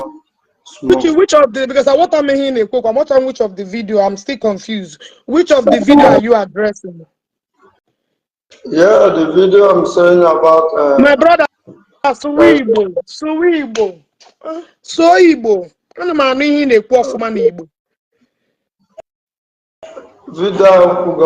Video in mere maka one man a na-akpọ Jpac. What about it? What about it? Yeah, everybody here is interested about the video. Everybody here is interested about the thing. People are hearing about him. People who are open maka the thing. But all my friends, all my brothers, go the man of Onibo. Even if all those things men are called, maybe when suddenly Otu can actually my problem. Only when misunderstanding. Please, on behalf of the people, please, please. Okay, I don't know me from Sobano. I'm going. Oh, thank you. No, I want to hear my father on a bomb that one, if we put them home, when you put them home, back up home. Okay. When the people name I got to get direct and make it to.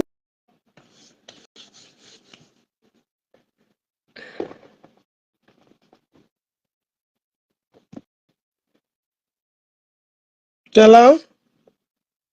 Hello?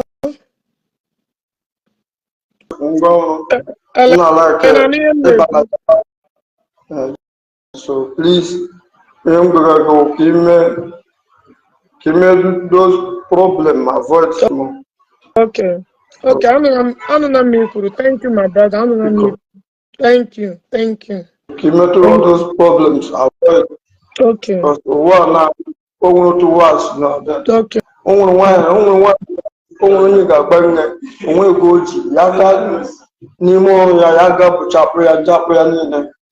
Gia Poga Purun Giacomerunia, Meche, Ocaneria, Meche. Such people no. Such people no. Okay. Become. Okay, sir. Okay. No, Thank you.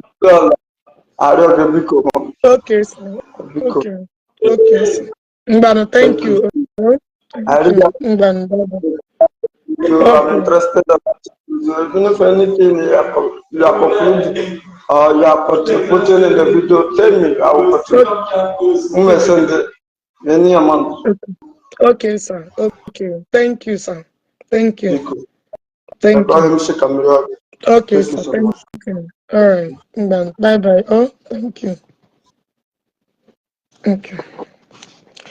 After that, I'm trying to add you, but the thing I'm why I'm adding you. Network will be bad. Network will be very bad. Now, because ex-convict, I know you don't associate with people like me, right? But actually, ex-convict, meeting now, ono gada go wine this December. Gini ka unu chọrọ irunye ha n'ike? Eji adọwa tukpo. Then I request I'm network chọn better network. I'm trying to because this one people can request to come and contribute, no problem. You want to go? You can request to come. Hello, Ngayoma. The most beautiful. The most beautiful. Hello, Nne. Your network unu konkemua. I know it's from your town. Hello? Yeah. Network. You guys can request to join. Mammecha, but it's okay. Hello? So, ex-convicts, I have a question to ask you. As you don't associate with somebody like Empire Bono, because you don't get Mpama Abuomo the on, right? What I go like you don't associate but don't work again naga puhono. Don't work again jaka get puonwe gono. Don't work again jana akage puonwe gono. Because this particular gathering uru this coming December, again and to the group I saw you commenting. Can you no chorere go muani this December? I'm playing it and on to triumph. Una wantanala. John ya share.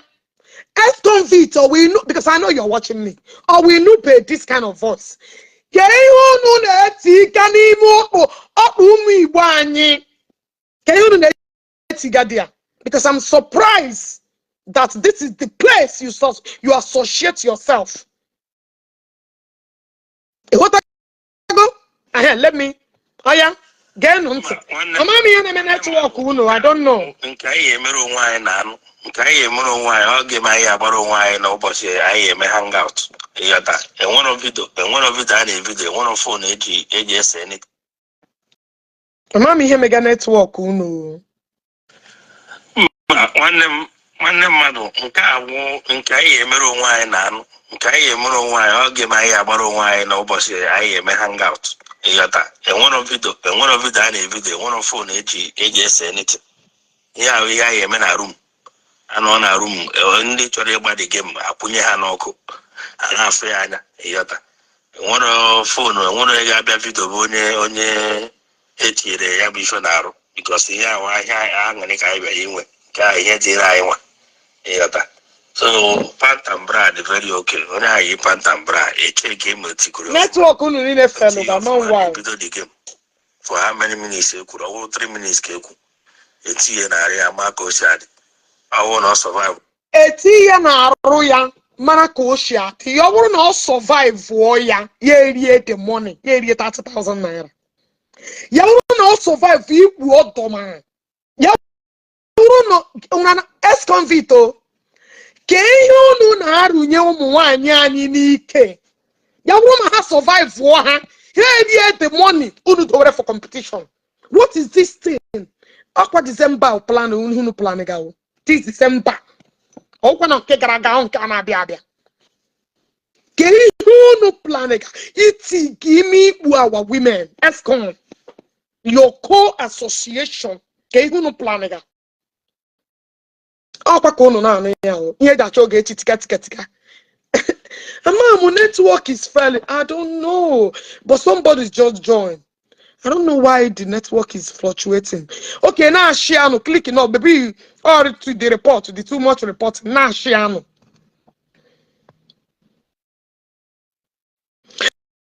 Exactly. How make sure that one huh? Ex-convict one go obekwa de jahibu.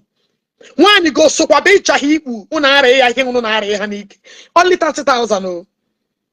Only that. I'm not June. I'm coming with more. And I'm there with more. You know that John why are they crying on my matter? Now this I got the working on Malaysia for years. Who is a best friend to ex-convicts? Namshia Kushoto. Namshia got Toronto as a full-grown ass man that is over 60 years. That's supposed to have a wife. Now I got Toronto. Now you can sleep with one. That is my problem. Oh my offense. Oh my offense. Now, what are they putting inside it as competition? ESCON, what are you putting inside? One nigga, I hope your wife is joining the crew. That December. I'm not gonna add you guys anymore. Everything keeps saying fell and fell. I don't know what's going on. Get on to you. Listen.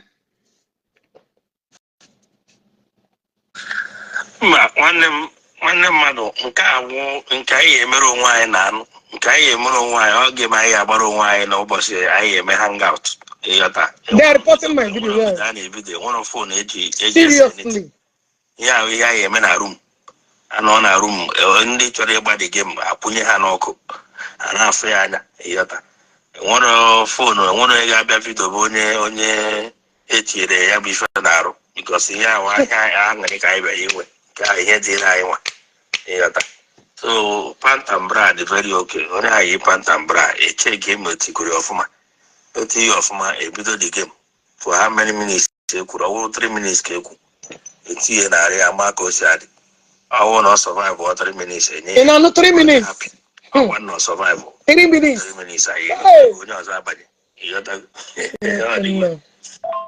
Ihe nchọ itinye ya bụ obodo enwere ike eme ebele ka ọ bụ face ndị ahụ ịdago ka ọ bụ ada face mana ọtụ ha ekwejiri In another way, ọtụ dọbịa ka oke mmọnwụ dosa ọtụ gboo were eme competition akọbaziri ndị ahụ alright without that nwanne competition ahụrụ ya na-ezo ezo competition abụrụ ihe a na-ezo ezo alright ya bụ okwele gị etinye na-abịa aka ahụrụ adịrọ mma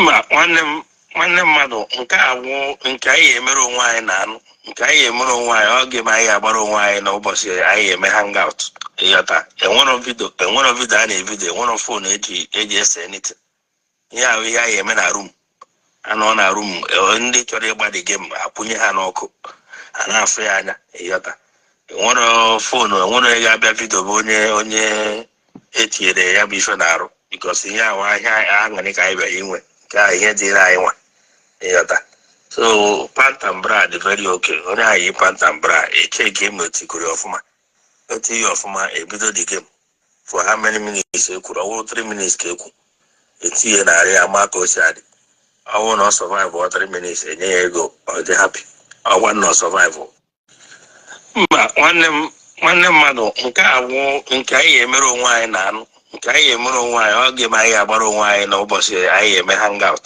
ịghọta enwero vidio a na-ebido enwero phone eji ese anything ihe ahụ ihe anyị eme na room anọ na room ndị chọrọ ịgbadi game apụnye ha n'ọkụ a na-afụ ya anya ịghọta enwero phone enwere ga-abịa vidio bụ onye etinyere ya bụ ife na-arụ because ihe ahụ ahịa aṅụrị ka anyị bịara inwe ka ihe dịrị anyị nwa ịghọta so pantam bra dị very okay onye anyị pantam bra eche game otikuri ọfụma otu ihe ọfụma ebido the game for how many minutes ekwuru ọwụrụ 3 minutes ka ekwu etinye narị ama ka o si adị ọwụ na ọ survive or 3 minutes enye ya ego ọ dị happy ọgwa na ọ survive the 3 minutes anyị erikwa ego onye ọzọ abanye You got that anyway. I'm trying to tell but then we can a man belly, cover face and down. You know, cover that face. Man, auto, you quidry. I got us auto, W cook and mom, thus auto. What I got in working area. Olube kwa wanyo, you never marry you. From I have some piece. Competition already is. Olube kwa wanyo, a man is almost 60 years. The buyer. He never marry you. I am with this group. Higher there ex-convict and Dotuya. Eba na aji umuwani up and down. Onya, Olube wani. Onwe ulo oru tara. The first Malaysia organ deport to Jijimo Koto. Is a member and the only patron of this place who ex-convicts. Ex-con. A question I condemn Arunine. Because Jono ex-con. Jono onya wonye mpise from mpise owe boshi. Yono wurebo demi umwanyani. No wife, no children, no nothing. Onwe nothing. Yono ere ya bia na social media ya garia. Lo umwani in the group anabo executive garden. Ya lo ketia ye pito shegi we ibuki. The prayer. He is the founder and the creator of the Igbo. And the ex-convict was the member. On Abalam na that line, ejim that thing and a video. I'm going to keep one a marriage. I'm going to keep a marriage. Mammy Hannah free honey me. I don't know. Jopola this I got. Okay, after that. After that, in on a speaker. Okay. Speak on. Speak on. Ekelekwa m gị oge. Ndewo. Eki mere. Ọ dị mma na-eji m. Biko ndọma na-ege anyị ntị n'olu. Oge listen and listening good. Apụ m gị n'azụ. Thank you. I stand with you. Shi aga anyo. Some of incompetent men dị useless n'ala Igbo wo ife ajụlụ re nwanne ha. Akpịrị ego ka ife ajụlụ re nwanne ya. All these set of folks ndị a na-ere ọtọ ụmụ nwaanyị. Mmadụ dịka jinji ndị awe na ọ na-ere ọtọ ụmụ nwaanyị anyị 30,000. Good. Na-eresi ya ndị Malaysia when he was in Malaysia. Ụmụ nwaanyị anyị emepe ebe a na-akpọ executive garden group. Ụmụ nwaanyị wụrụ ọtọ ha wee ga ere ya 30,000 ha kwọ ha 30,000 resizi ere ya rete ya ezigbo ego. Thank you. Throughout his stays na Malaysia nwee shi ọrụ na Malaysia. Never.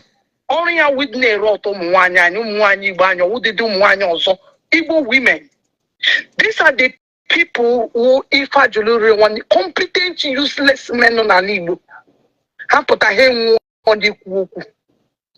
Achọrọ m ịjụ ha ajụjụ Gọvanọ Eziokwu ka akpọ gị gịnị? Have you ever come out? Thank you. To stand against this thing na-eme? Thank you.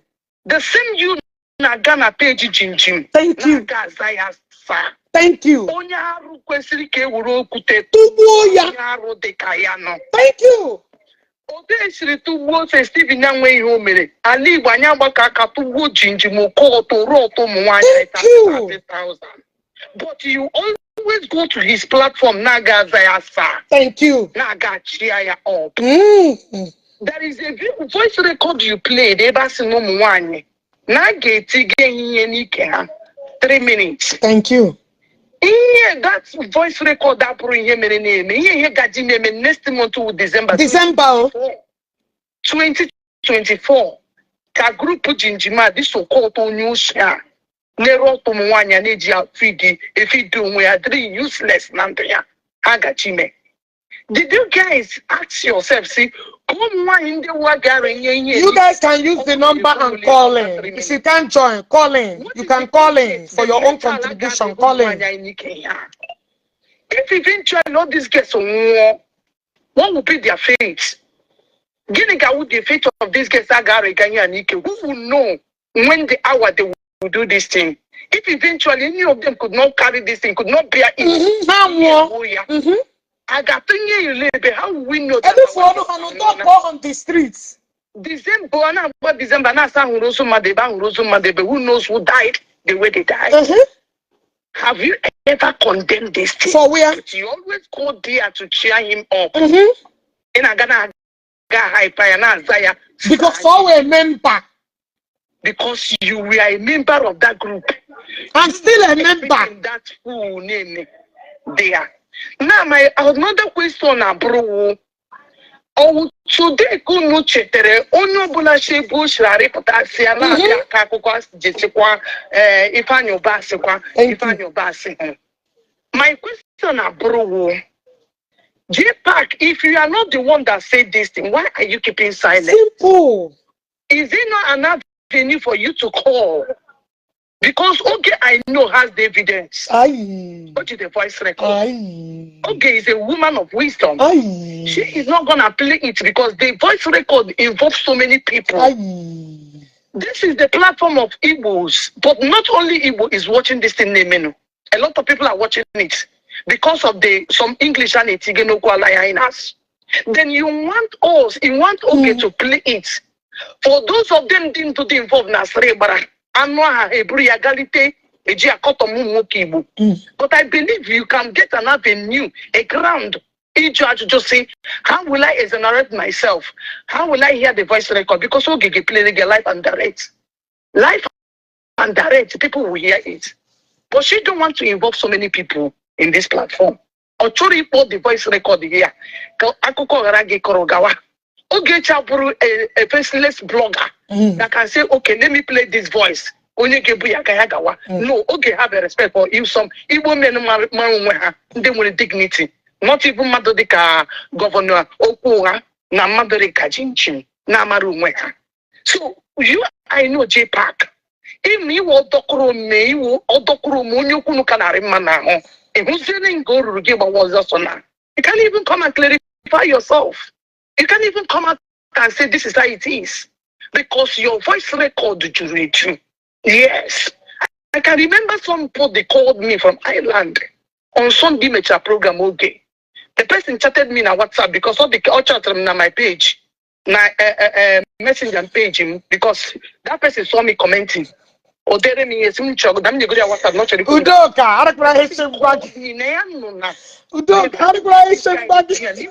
not that of your WhatsApp phone. Say we go do you speak out that one but these people will for them to be hearing it. Naya no ya vividly. Maboma Korolaya. I challenge you. I gave you a challenge. Challenge come na toge. Why can't you make it, let it be open? Because so many men, so many politicians, so many Igbo men that have something to do with you will leave you because you're a gossiper. You a pure gossiper. I'm seeing no where you onions and man only time he trying. Man, all onion yamako. One get a crow was the noise the jaru. My sister, Borokalokagono. Yawurushi or departed from Zion and move on. Without saying that Nande Zion plan again, the content creators see bear poison, I would have keeping quiet. Even I would today come my award. Have I bring up anything? But he came back. Me I say, he only know Eziokwu, Mashiambao. You cannot damage somebody like Kobe that preach against all these things. Now, because I on Diziria, when and where did this your fucked up information and allegation came from? It couldn't be when she put her. You cannot destroy others and negation back and get now lie. Yeah. And there was somebody like a Zion ministry. It's a lie. Of course. It's a lie. Of course. But people may be no. But people may continue. So now because I know Jpac took up all the caring of Chinedu Wadike. You were close master who was running Helter Skelter, was an Aram person. I got a bit of my voice note to Mosuru. Okay. Voice note, I'm going to play a both. I'm going to smoke. Cool down. What really happened? All about the errand messages in Granishi Chinedu Wadike. What was the gospel? Aga m ebi go ma akpọma iji wepụ spot of the money. You not try me, oh. Bad. If you can breathe through your tongue as a man, man, nobody breathe on tongue, okay? There are so many people give me and when I communicate with you because you can talk a lot.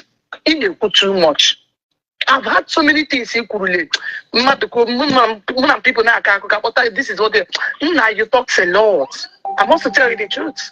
You talk a lot. People will sit down and ask themselves this question: of all the women needing na Igbo, not only Anambra, Imo State, everywhere.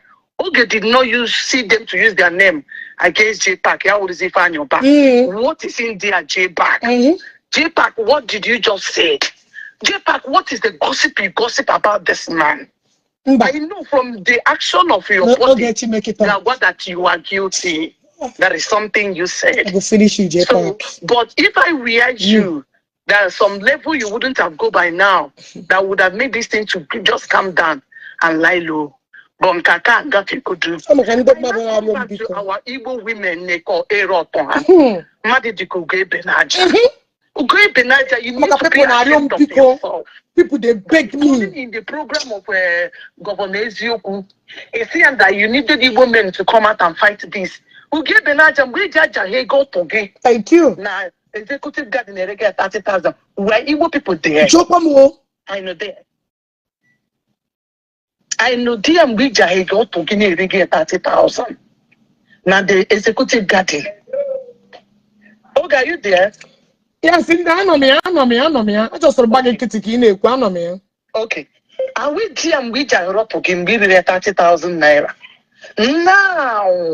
Now we man that your face has come out. You argue with Cynthia Mati. The buy here.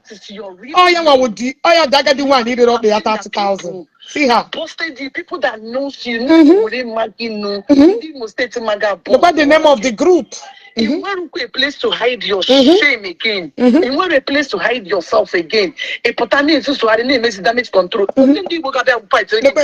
For your upgrade, you join the group. We join the group. We are with there. When you jalo to give a 30,000, I need power. We jinjim potro to gain the mother or joya capicria dear. I know there. But now each Olandi people need to come and fight for this out on there. People need to come and fight for justice of food. You are very useless. The same thing in Merenwe. Sharon will send people to come and buy Ibria Babo around them. Sharon no Canada today. Send the people there Babo around them. Then what did you say was what moved you then you were in Nigeria? Exactly. You see, for the fact that Sharon will put to get a program. We be ready to fight this fight to the last. That was what moved you. 30K. Almost 1.something million. We never knew you need travel to America. Thank you. Ticket, Balaga. Sit down. Have you paid on something? And we have Corona. Everybody supported for the evil. Sharon into we get a problem today. Sharon into we thought of the program. Now the reason why you stood in Igbo because of Nagini, Sharon will put then everybody give you voice to support you and all the same time. Exactly. My elder brother and me. Then that was one move to you. Now why are you coming out again to be request NK? Why are you with someone mad? The same you get Penaja where the one in Kechipenko. Benko request. Never went to my house. Exactly. But if it's Benko, request. You lied and conquer lies. Try different account. My own petition against what Sharon did in my house. Yes. You went my own petition, call for your gender, another one, target with your own. Jibble Boniface, you lied. Then if not to do to I'm adding you. Okay. It's not put on the Eziokwu ni for like that go hotel, even a hotel. All the days and weeks in Jagaga in a police station. That need they will go in Yiriki, Jesus Mari. Yes. Upon ego you get freely. Upon ego for Gralagi, Ija Baga transport. Lepa their ring master, a shower. Kewa from Canada. The ring master. Ask him that we want the justice of people give. Irena ke jinjime will go babuki. Onye na-enye justice. Oh, no need ka unata. Isi unwa, muna nwuru ho. Mama na Chineke dị nda dịrị.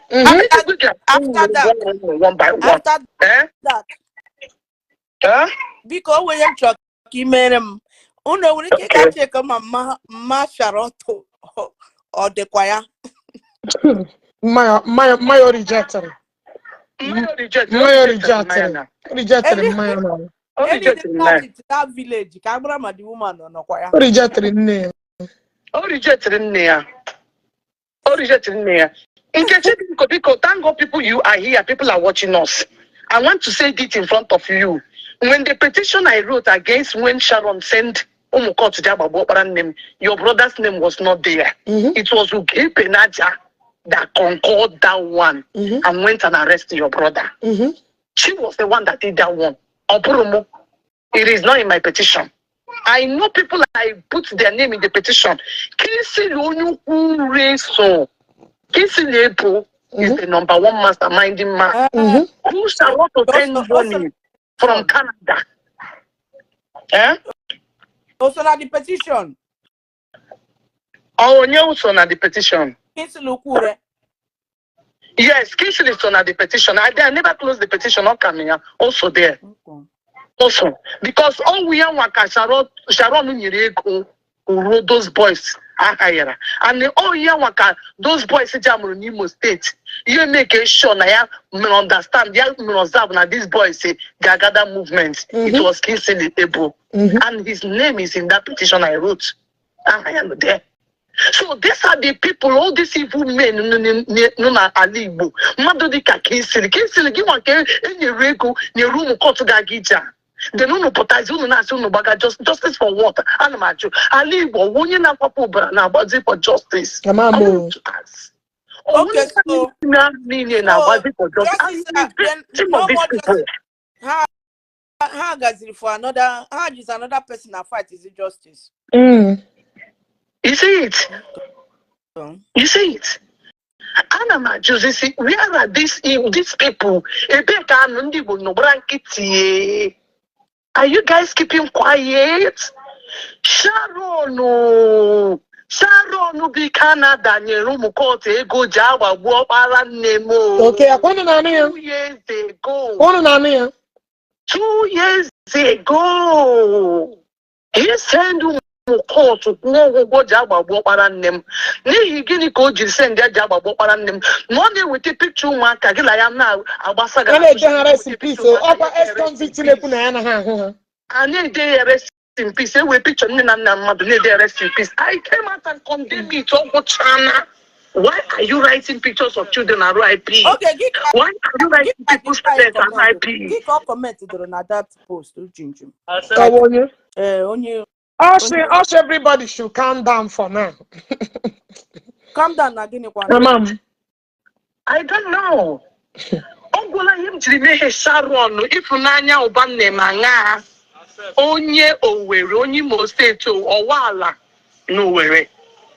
Only him Jime, why are you using your platform to be writing children are RIP? Why did these children are alive? Most of our parents who is in the house, they are alive. We didn't really picture honey, they are RIP. Not tagging the mother HIV, not tagging the mother a lot of things. I came out to condemn it with my own platform on him Jime Sharon. Sharon said, who are you to dear? Who are you to condemn what she's doing? As a lady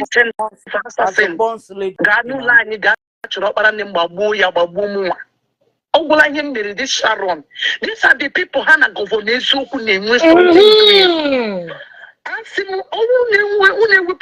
from Sharon. If you Sharon, if you like Chinchi, any person who associates with these people are my enemy forever. I will fight with my last blood. I will fight these people with my last blood. Sharon, Also to go and buy Obaranemo. If you not do them, I will come for you. I never leave you and I will never leave you. Lie. I will fight this cause. I will fight it to the last blood I have in me. With the last breathing and breathing. You will never go free. You will stop writing our children at RIP. Our parents spread the HIV obu. Push many things. HIV.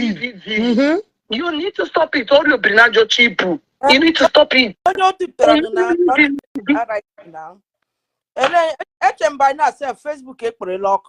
Emekwatara ndị ya na. Emekwatara ọ na ngwete shedu magic right. Emekwatara ndị ya me ụmụ ya me di ya. Me ụmụ ya me di ya. Ihe people bịa na comment nonsense. Usoro akwa ọnụ. Mgbe ọ na-eme ụmụ ajiri akpị una gịnị ka unu kwuru? Emekwatara ya na unu ebutoro dewe nonsense. When they are doing give me you become the problem.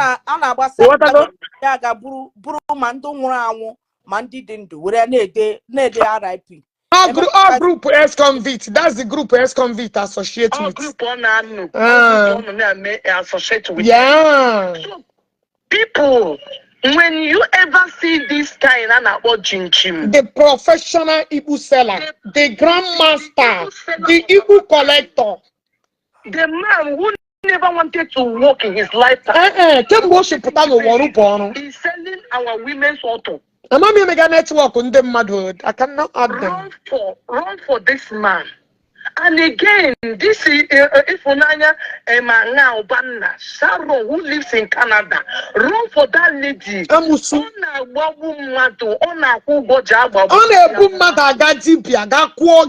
Destroy your destiny. However, ex-convict joining me. You have those videos because you hear the madam. After that, I got no this girl. I confirm more. Mama, you're okay. Onye? Cyclos paint. Leia, lekwa the idiot who got on mad. Lekwa ba akugaya don't be selling.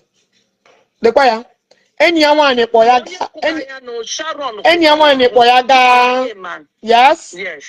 Anyone eba akubuga. Ex-convict lekwando to go. Ex-convict lekwando to gi.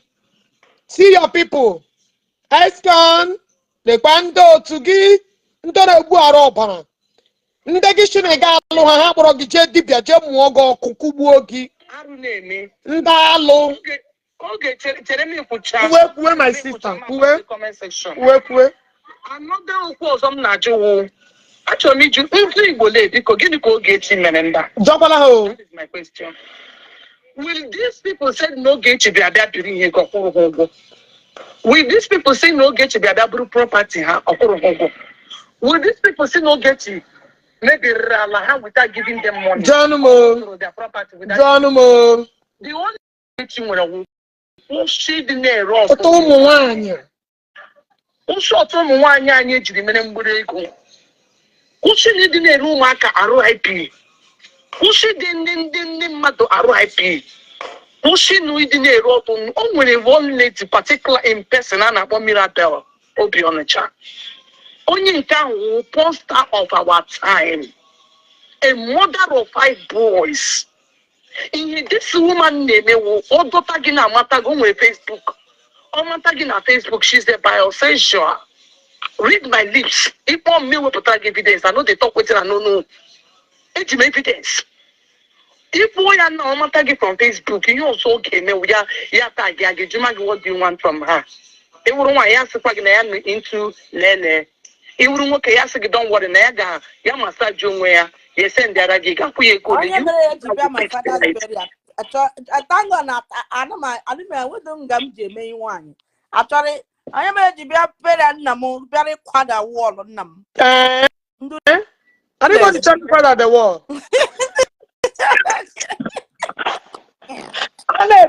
I know more dirty things are up because I don't want to talk about the wall.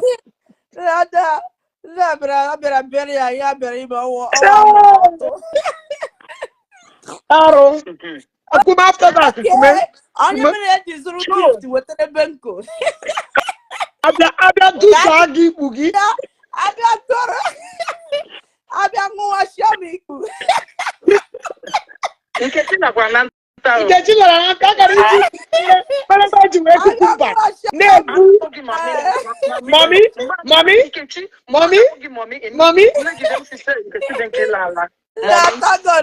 Na me na mo 5 or 6.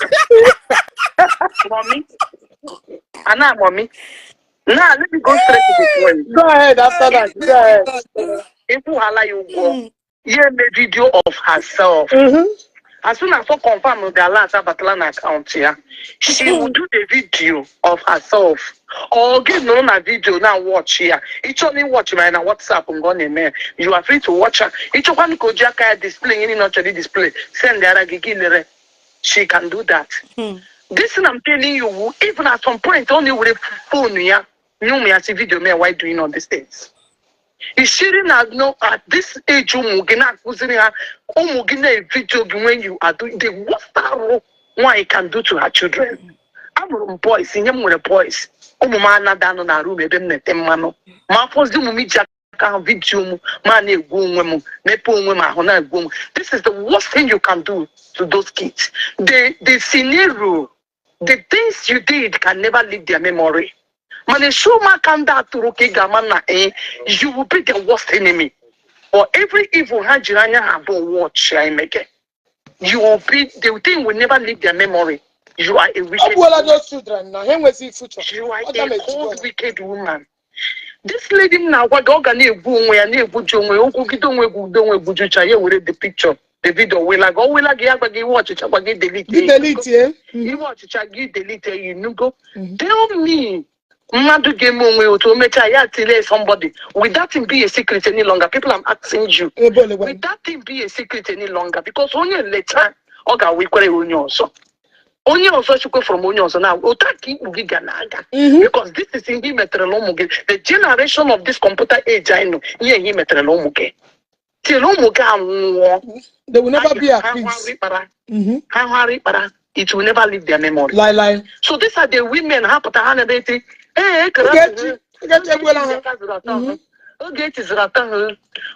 Ogechi, the person on a video on say let's give delete.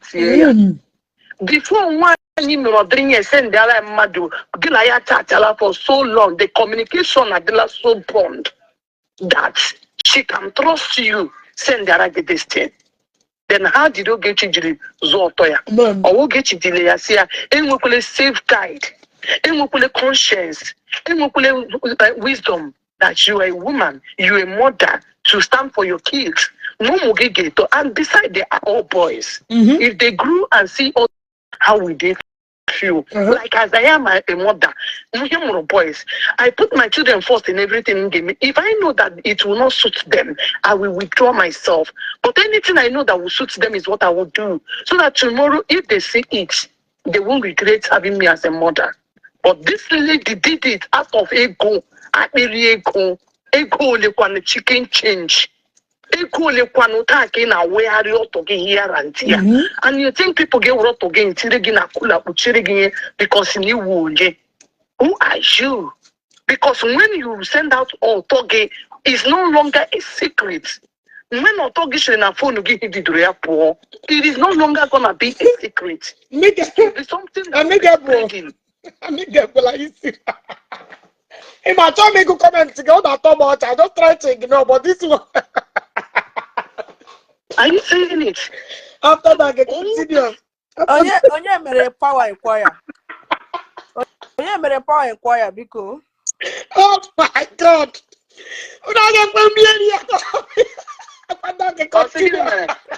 Okay. Onye mere power inquire because. Okay. So these are the women who put on social media now. They are let me tell you guys, when you hear a story online, do not put yourself without knowing the truth. I was one of them that who came out and here saying the newest auto now put on Route 20. And all these things are different to people. Not even one person. Thank you. Even the first one was to get join not knowing that this lady Jotoya Neregaya because Agalam check from this one now. Huh? The first one was the one now. God bless you, Nkechi. God bless you. God bless you. So one thing I'm trying to say is this. Without she knowing. This is an intentionally act.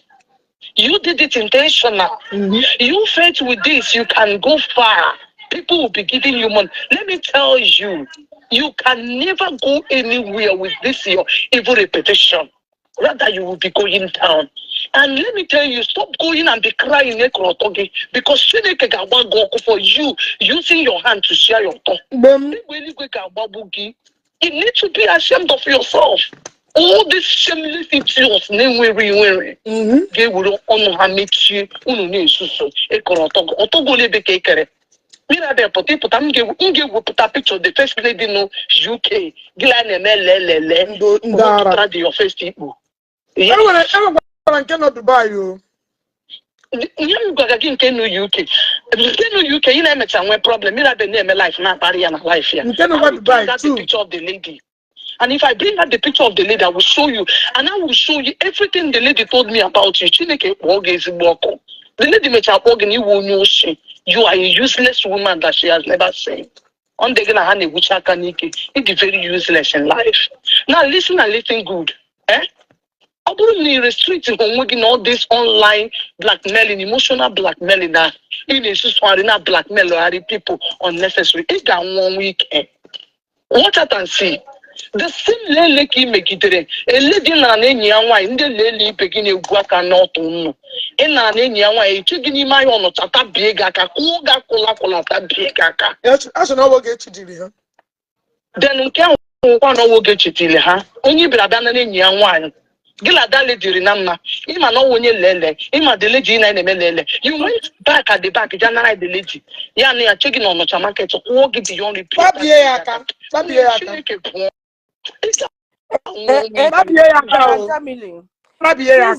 Since they are saying they are fighting justice for Eke, onye si ka na fight justice for now because Eke is onyalis. Onye si ka fight gara justice because I don't know. You see it. So these are the things in that and as well, let me tell you people, ndị Igbo ga-enwe ntị o maka na ụmụ nwa Imo State. See, and I don't support evil. When you are doing the wrong one, I will come out and tell you that this is in Madema. I will make sure that I'm telling you. Is it my journey in social media? I'm telling you, they must stop. They must stop. Okay, Benaja, I want to still ask you guys to stop. You remember that now in your video and picture of Gilad Oriako, you will get there. You know I have it. You know you send it to me. The same euro to get 30,000. The same euro. Our thought the same author no claim on my own. Okay. But they are still how can they dig people can come video call? Just imagine. Useless people. Going and they probably were to give Paula on social media. Man, I wouldn't with a lot of you. You have to stay on social media. Of course. Oh no, God, possibly now one channel. One. Oh no, God, possibly no exceptional. Oh, must. You see that page will go down. You see that group will be scattered. There are two groups. Only can know a branch and can Malaysia branch. Oh no, God, this arrow. These two things will stop. Secondly, we sharoto na fioto. Listen and listen good. I won't call you people's name in a word at all, because you guys are a replicant of evil. Oh yeah, I wanna. Evil that you people represent. That's what they But the are. fact That's you what know they the are. mind. Go home and call to go see that babo paranim. Babo mu babo paranim. Now listen. Quick for no. I will make sure the whole world know you people as a murderers. You guys don't know who we are.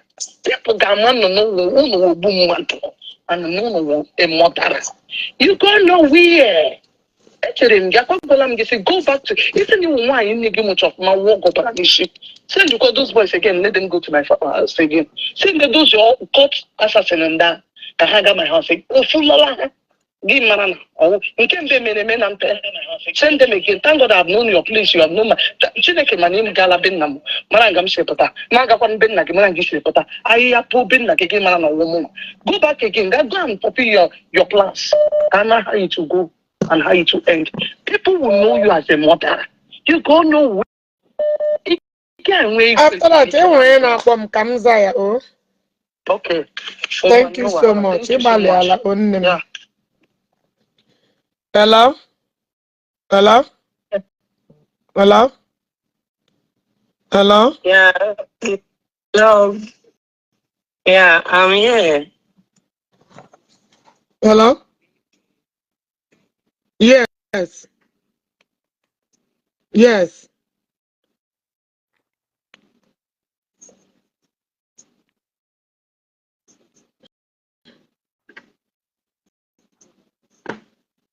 Okay. Just nani why? Mm.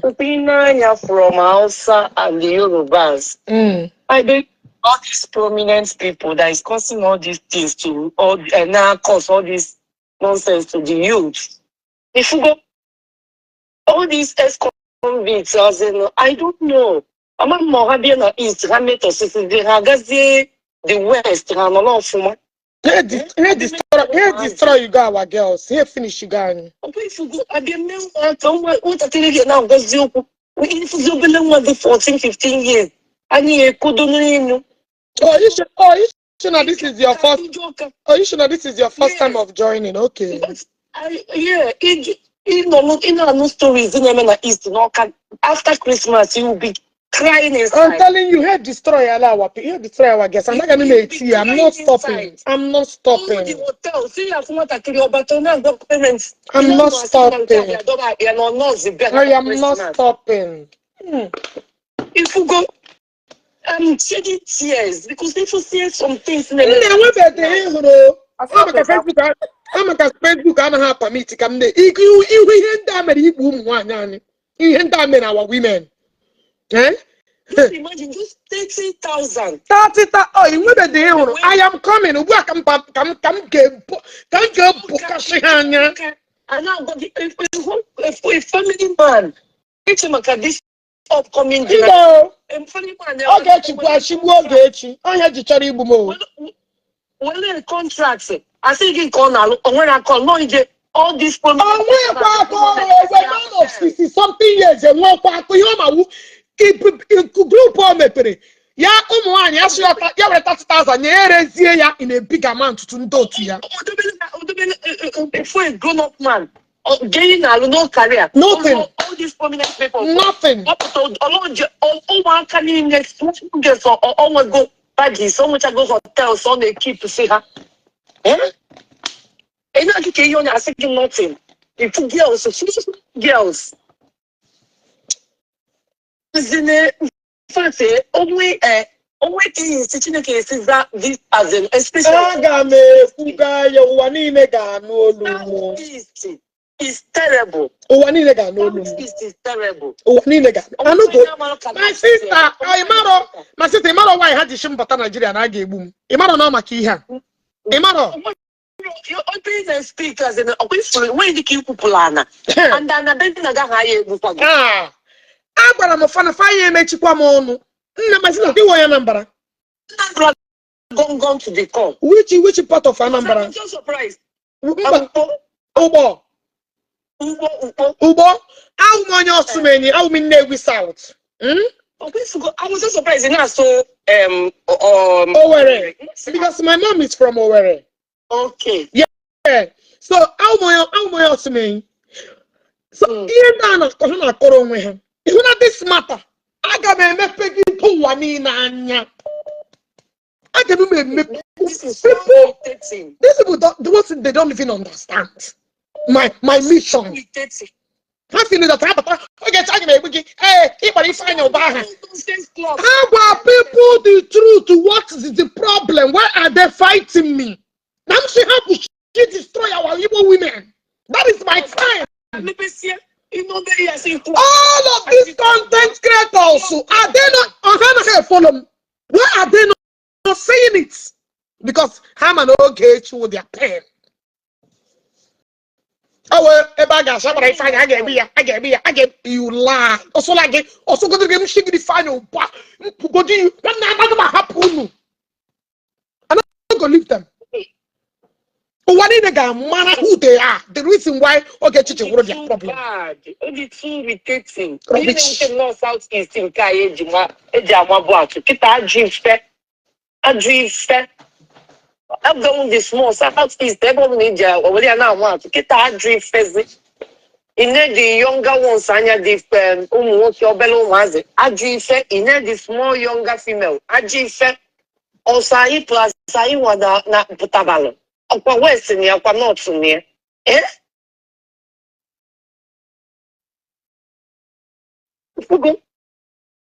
It is very, very bad. Hello. Money in it. What money in it? And very, very bad. Don't you with them? Oh, yeah, Mezilo, Kakita, everywhere. East Kita. I'm not working a hotel. And now those girls say, book Chago Hotel. Even by my own hotel, is that what is happening?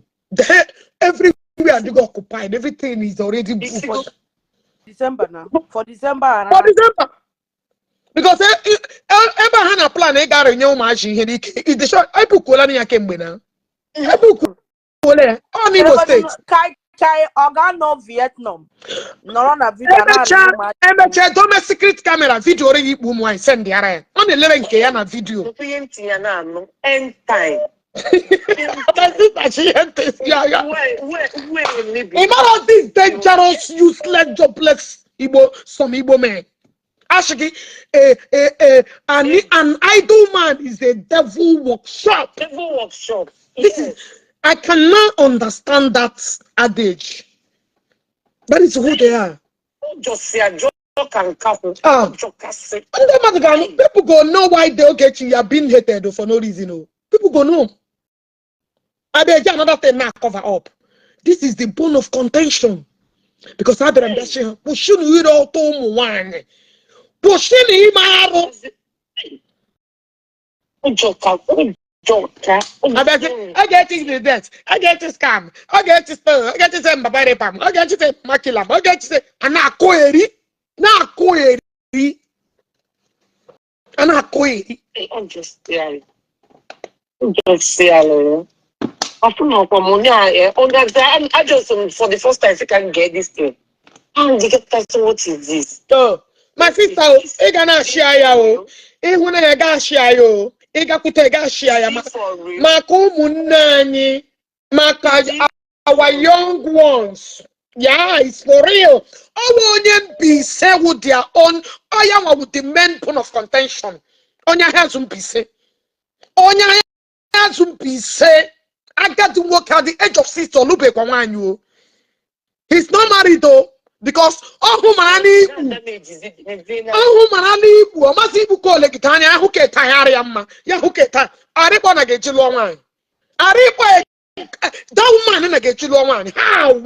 where, how? Igbo, ya choice send Ibu. Ya quarter 2,000. Okay, give me condition of Nigeria. That is why he was able to manipulate these women. And one idiot that potential Ogechi, you get me fuck your man. And I lie you. Dala. Anakoeri. I hope the main topic anakoinyo. But it's all your name. Ihe anyị hụrụ m na-eti ọhịa na-eme. Ọhịa na-eme. hypocrisy, God will keep disgracing them. That this is so irritating. Now, so in an Then no December here na plan e wunu ma jinike. if for what? December here we get me. Everywhere. Imagine, okay, imagine here ga wunu. Imagine what they last 3 minutes. 3 minutes of bribu. Imagine the high shock of that thing I guess nyike. 3 minutes, even 10 minutes of bribu. Imagine the level in the 3 minutes on we stand there. What is that thing that's going inside that thing?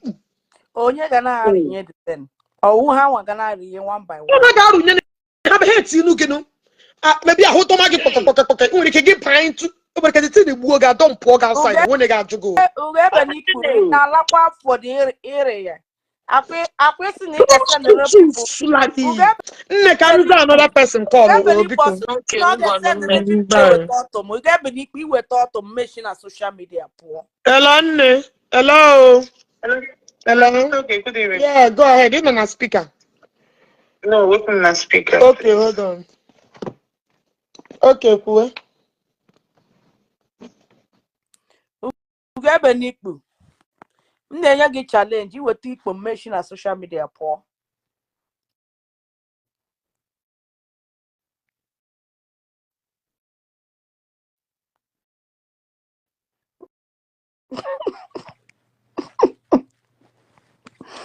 Hey, Jesus, have mercy. Dara. All these years, unu jim would hide under on a stupid stop. Uno soon nesom na group ono.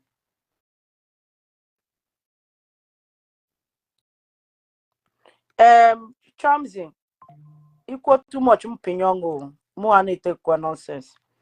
Equal hana too much here. Ma just opinion. A guy who life also. Until the me she here for. Equal too much mpinyongo. A guy who life also.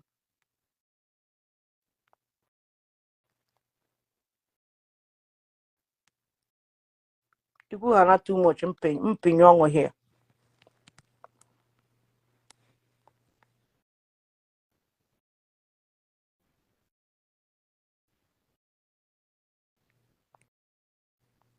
Okay, we put a fortunate.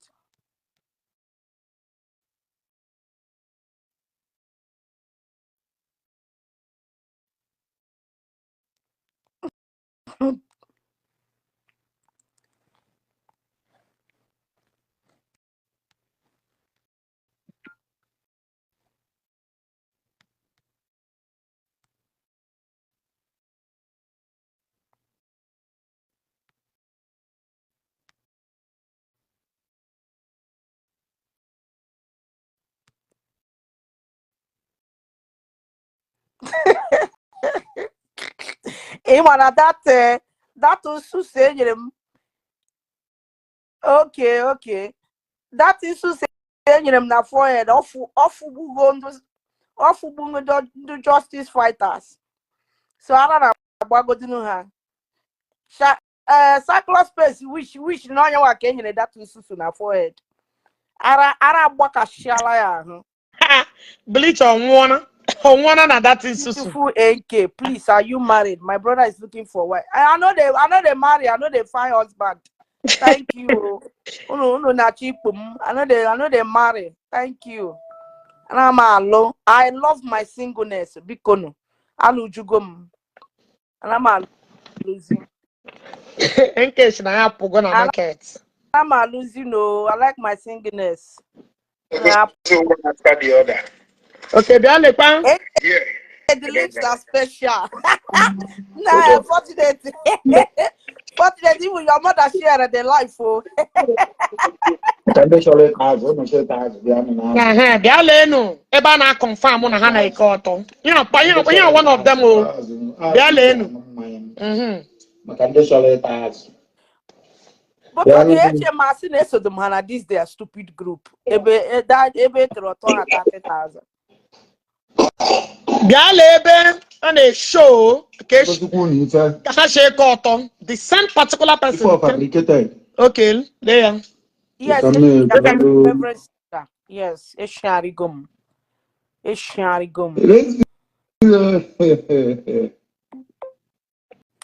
Oh, you know, I know. I know you are my follower. I see you. Your members follow wet people.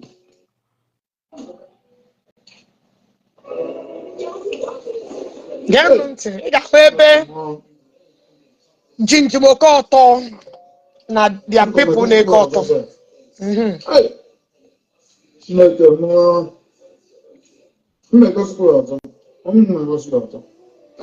Ba na-eke ọtọ. Yes. Selling women in nude.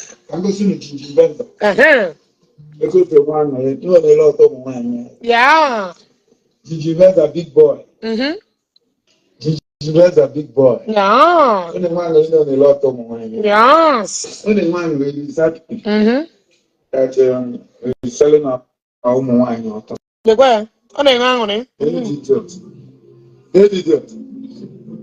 Idiot. Look at one. Ori baby. And I could Ori idiot. baby, thank you. Idiot is Ori baby. that he's telling our women people. Yes. Good on you. Hey, now can put together as we were saying and that Ori ako cruise let's because screenshot my father now. Ori ako cruise. Ebe, unu na-anụ ya? Continue, no, come up again. Okay, mgbanu bye.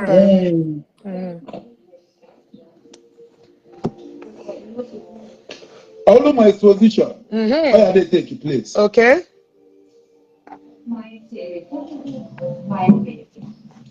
Maybe if I got the one.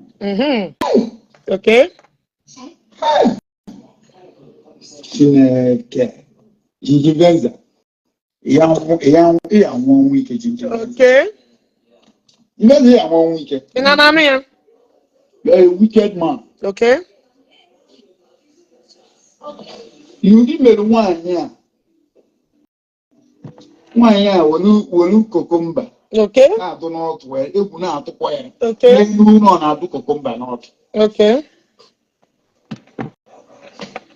Just keep near 30,000. Okay.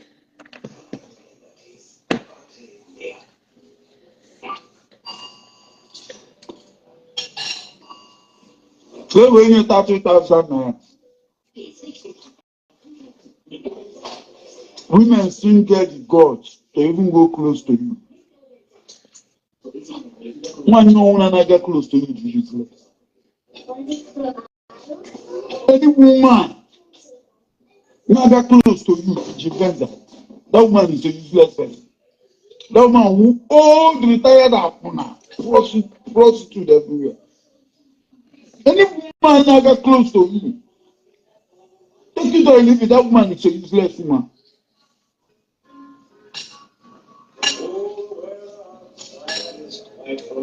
If my sister go close to you, then my sister is a useless sister. Nuclear.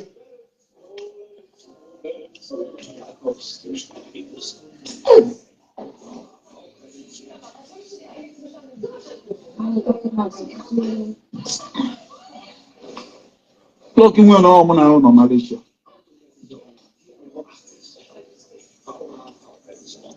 You make a law. No man out on Malaysia. I didn't want to measure your paper. Measure your paper and we map your one. Huh? I want to tell you, I'm a Mamma bene, con la mano a tua. Beh, io non ho camminata.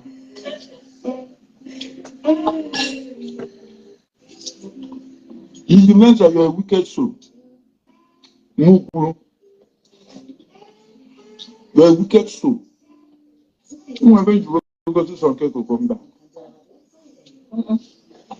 I want our women to judge. That is here to man up on your program. See, no name sit at home. No name sit at home. Olaf and my program. Very hopeless woman. That woman, one year, one weekend. All in jog and then can knock on one. All if you put one job can knock on one. That woman must die. Shameful death. For coming out openly to support your evil act.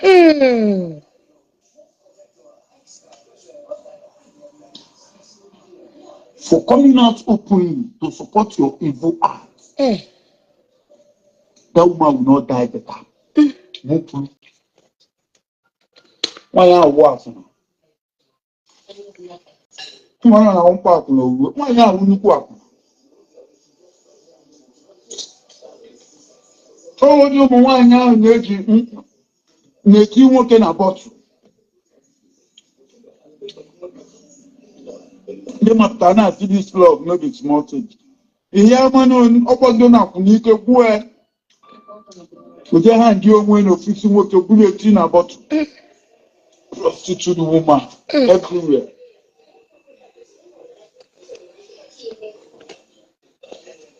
Very prostitute woman.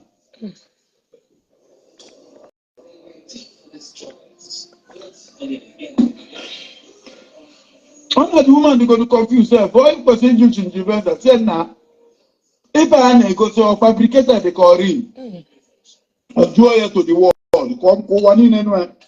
Because him and Andy go to so funny. Oh, we get me now.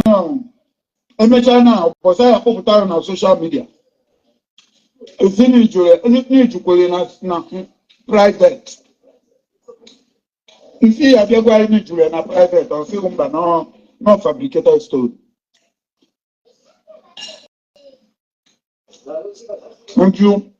And you came out public to defend him. But you don't want to answer him question in public.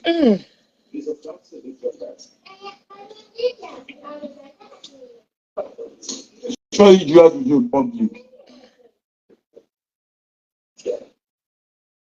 It's a gingerbread that worked online. The reason why gingerbread came out online, because his group was posted. Now he came out online to label allegation against these boys. He didn't know. Gingerbread knew very well that Kichibanku. One on a man. Ex-convict, you know, that all the whole world, Madatonya, the nude buyer himself. I know you very well. I know you very, very well.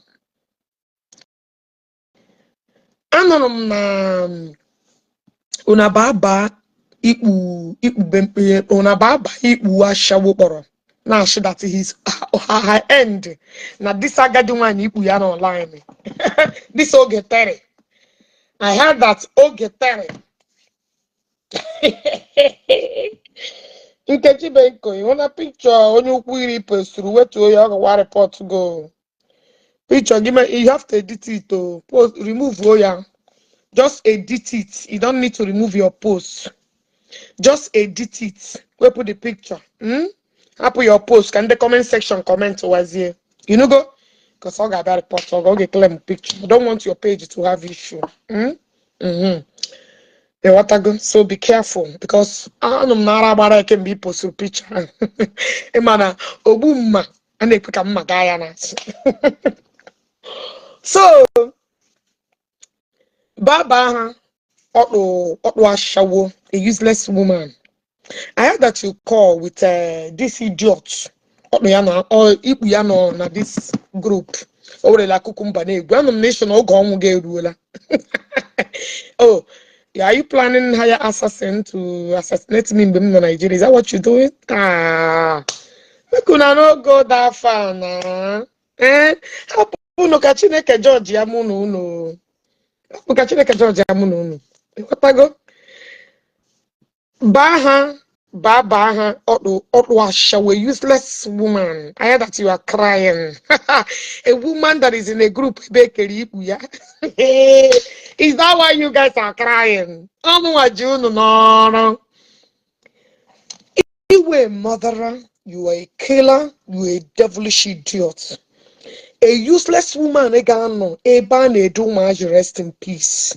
A useless woman, a gun, a ban, a commando, dumoduka, kubuya. A useless woman, a gun, a place where Otumwanya being sold Dubai 30,000 because people cannot there. What do you represent? Ige jake buomegi. Ige akan shigi bagin on. Apage? All of you. I don't know why you guys are crying. I am not closing my mouth. Oh. It's a lie. It's not ending anytime soon. What I go? It's ending anytime soon. Oh, wagana no good olum. Oh, wagana no good why you Jpac. Oh, wagana no my voice. You what I go? Pushing it auto unu. Pushinu ire ọtọ unu. Unu erewele ọtọ unu. Pushinu ire ọtọ unu. That is my stake, and I will continue maintaining it. Unu na-eke ikpe unu ka na-azụ ikpe unu or not. Kinsley, nwaka olobi ka ogene nwaka olobi. Listen to me. Ịchọmara nwaanyị jee so nwo jee na otu ashawo. Enwere ebe oju ana m na nwaanyị nwe nwaanyị mmeri nye gị. Ịchụ afụ nwaanyị. If you keep distracting me, I'm gonna block you. Jebe hare keep we a group and a reap where Jecharo to be walk as convicts all ya with their pattern of Yebe and a reap. She and Yagi one there. Boya and Yagi one there. Stop calling me, stop mentioning my name. You know, young barage, all of you that decided to use Unu as a property of caricature, I'm here to help on. I end here to a book. You want to go? Oh, Dimo. Hello, babe. Okay. Can't get your one more again. Back the downstairs. Igalan.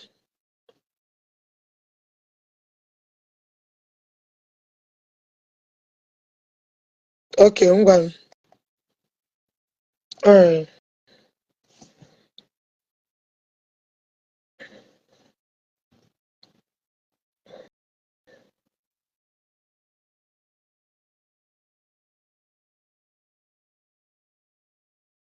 Yeah. Yeah.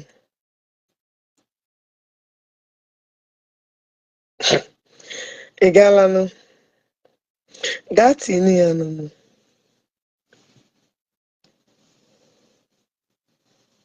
Okay. Okay. But I get it will downstairs now. Okay, maybe mother say make she's here, them chori. Ogechi na procrastination. Okay, I am a jada place. Eat your food themselves. Bye.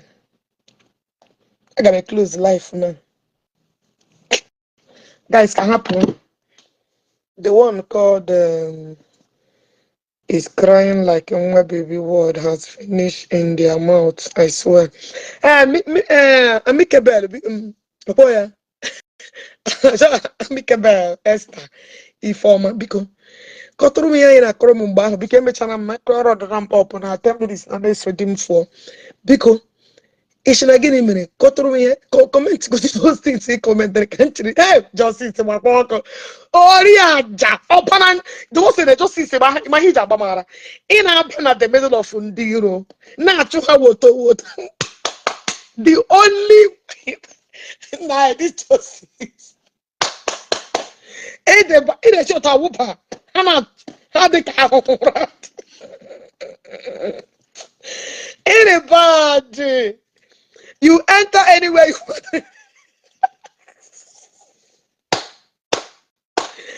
Because just see, get your come back.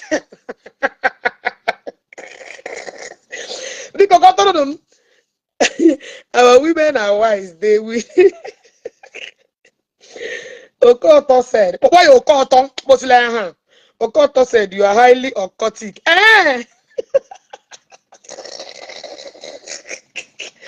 Are you serious? I don't know about Bahodo. Barahodo, no boro. National gown. Now, don't get ready. We are Ojikumbane. I don't know how they I don't know. It's not.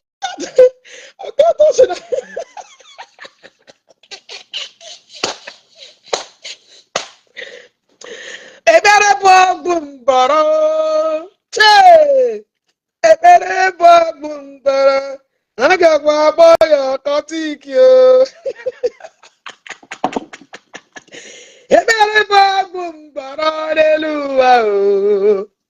Ebere Bogumbara. I got my boy, Kotik you.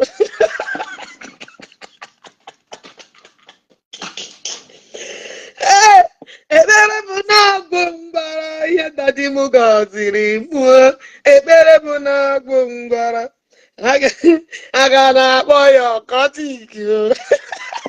Seriously, that you are acquired this sucker.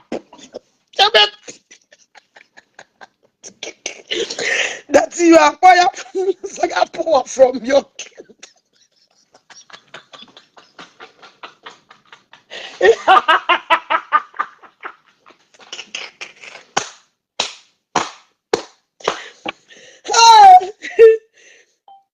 From your kingdom, who on earth will be doing 16 hours and still have strength to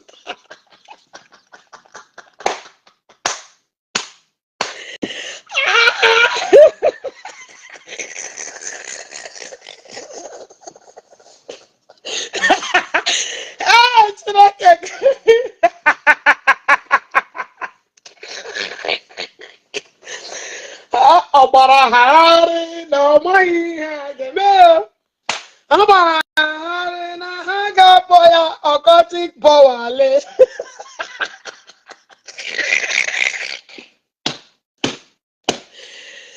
Hey, I don't want to laugh. Oh, Dibu Karina match. He has been ringing this for this. Are you fucking serious?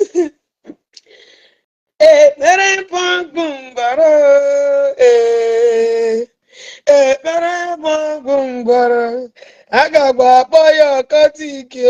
Oh yeah. Oh, you didn't kill it. To someone else, oh, you didn't kill it. To someone else, oh, you didn't kill it. Chebe magio. Oh, you didn't kill it. Abu na gumbara. Oh, you didn't kill it. Chebe magio. Hello. Grazie.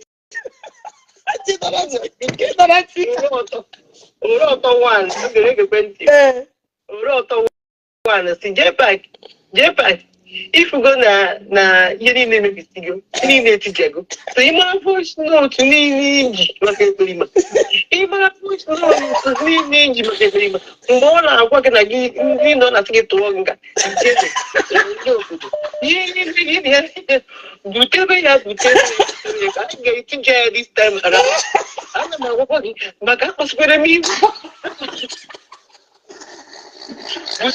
Don't try me. Because this fight is like, oh my God, put the final fight. Do you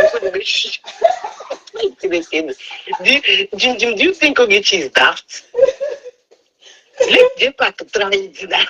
Let Ogechi now voice note to keep outside. Imagine Jpac giving you anything Ogechi is talking about. Imagine. Is there anything? Is there anything Ogechi can prove about you?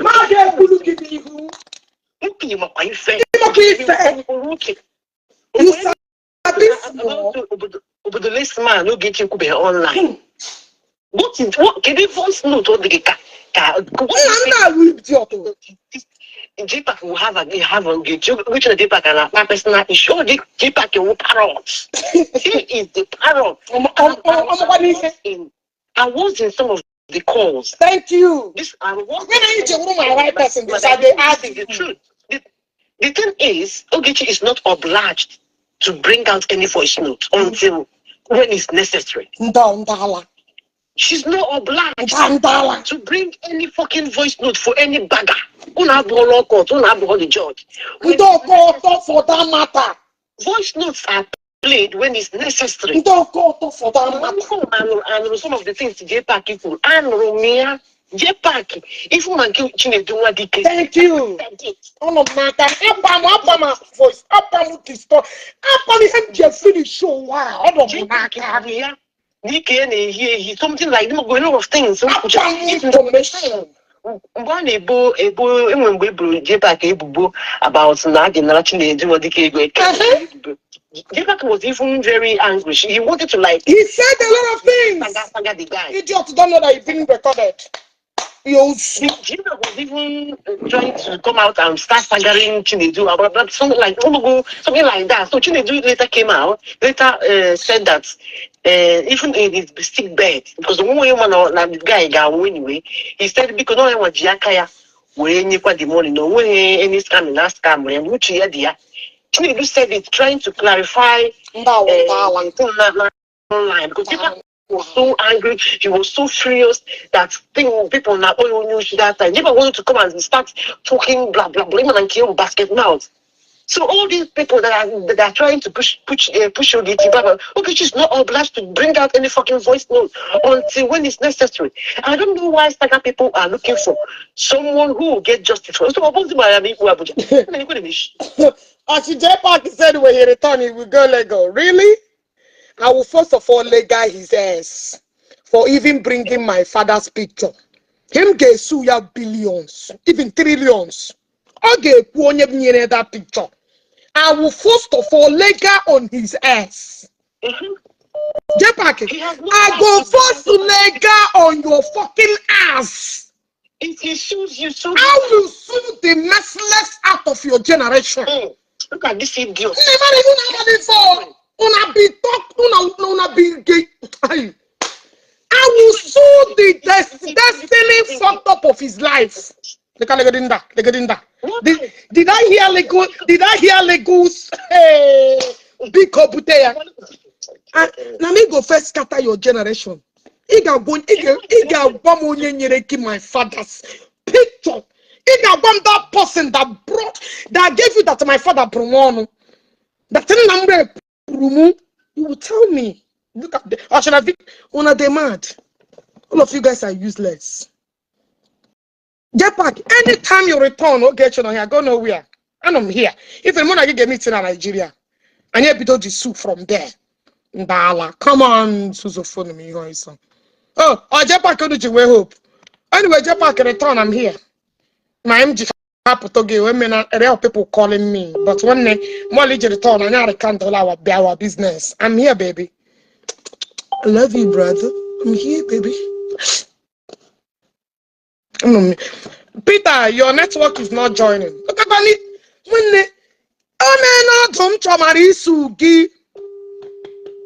For bringing out my dead father. My dad every day. Na me be your wahala. There is no hope for the way that they look for hope. Hope are the law. He can provide that person that sent you where my daddy was lying at state. He can provide that person that before American HIPAA law that no patient should be exposed. Una de colo.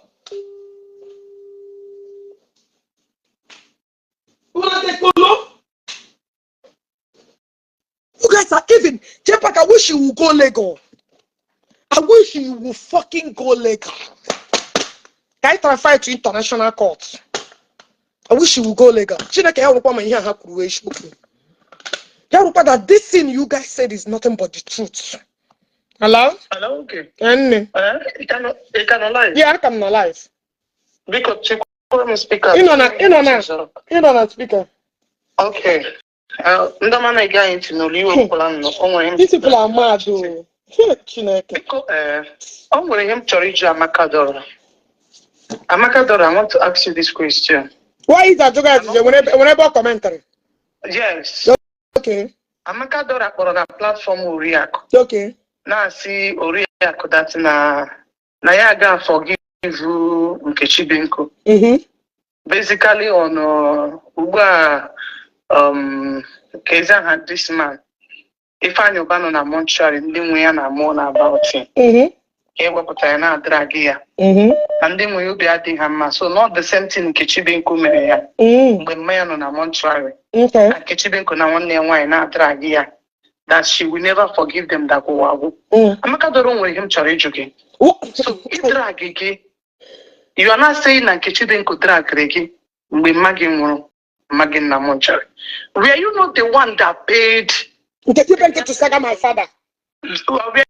Are you not the one that paid you and your sister paid everything that you paid? So now you see the reason why you see Igbo. Ogechi Benko, why are you hiding majority of the things in this idiot Unyeregi? I don't know. Why are you hiding these people?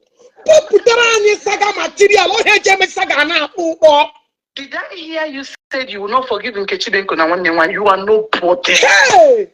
You are fucking nobody. Chineke walking. Went and paid people to use my father as a burial corpse. A man that owns a house, a pillar of the house, a father, a grandfather, a husband. Let Dr. Timothy Okeke.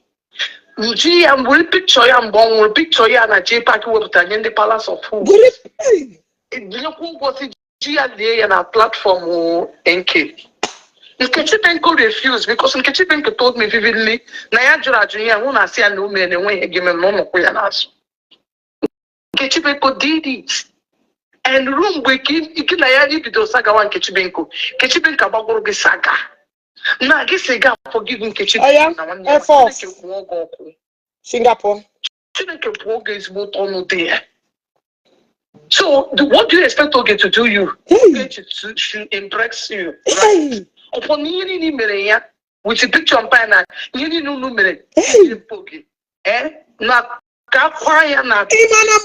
my daddy's burial. This girl, this old woman, her shower was busy clicking love.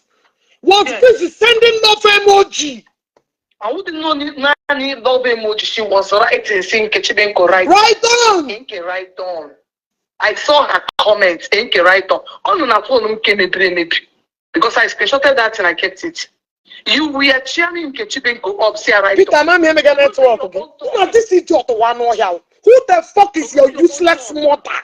Who the fuck is your useless mother? Wait, do you think Ogechi Benko as if she cares about me, forgive you or not? Are you seeing Ogechi Benko as if she cares? These people are bastards. One good turn deserves another. This is what you did to let Dr. Timothy. And you are coming back, nigga. Because of Jpac brought out my father. Jpac, if you don't take me to court, to come back, Babugi.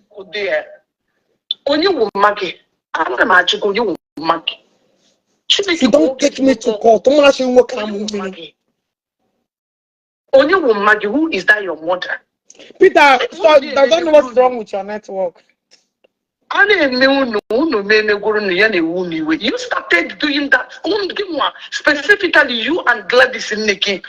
Moon begins burial online. Oh, no, be doing more when you're doing burial online. About the person's parents. Oh, no, be doing Video need them say, but I'll be presenting in the court of law. She was a Jpac and I go to Yemen, my father. Did I hear anybody say that Jpac is taking illegal matter? Did I fucking hear anybody? I'm a life for you. Did I hear any fucking body? Jpac, if you don't take me to Lagos, Chineke na pogo me. Imo to my own imo to me shame analyze. I'm coming for you to analyze it. Pray for okay. Pray for okay. Chineke ga pu no wa. Bo no na eligwe. Eligwe wo busi unu niile. You fucking useless people. I'm waiting for you to return from China. I am waiting for you. Because of this statement, I have reopened me and your matter. See, not technical, Chineke Gwogi. See that video, Ella Uriaku make a life he call in Isi January. Shameless woman, January. You are not even afraid. You don't suffer. You said January and Teta in your life. One man January because you are 24 hours online. I don't suffer. Even 24 hours online. Even in Canada, they must be here in one. Now, Cheba Boga Sagi Tigu Wiki. I'm coming to analyze that thing, you go. I'm coming for it. Did I hear I will not forgive him, Kechibenko? Right? Did I hear I will not forgive him, Kechibenko? Did I hear I will not forgive him, Kechibenko? Generation. You evil. Useless fucking soul. You can see on social media. We never see anything. You forgot to name yoga. You paid for it. You know what they pay. You know so you know everything. If you met on Pugina na Facebook. Oh, Amakadora. Oh, this is who you are. You forgot so soon the one you and your sister did. No, what for this life? How you people is when you're gonna make them a victim now. Will you go with situation? This is you. This last get as it be. What a useless set of fools. I'm coming for you. I will analyze that your video and I will go my course okay. I could picture my mother they were in a platform. Now this statement Abakala mission. Group will picture my mother when with them in a platform which I wrote to name I will never fail to come out and destroy you people. I could destroy you now, I'm not going to shit. They're very useless. Incompetent, useless, shower workers. And then I shower all of you. Come on, you people should go and get a life and settle down and marry. Useless fools. Single mother with different men. Single mother with different children with different men. Now this life is somehow. In a claim victim. All of you, even Oriakun, when you put on a platform and knows what you did. Everybody online. Which girl want to go and make up openly apology to okay. It will go to don't about useless fools. I just want to remind you only I'm last. Come to that that stupid idiot. When you look at her face, woman escape from him. You escape him. All of them, they all escaping me. Ask you a question. May God punish whatever you represent and whatever that represents you. Fool everywhere.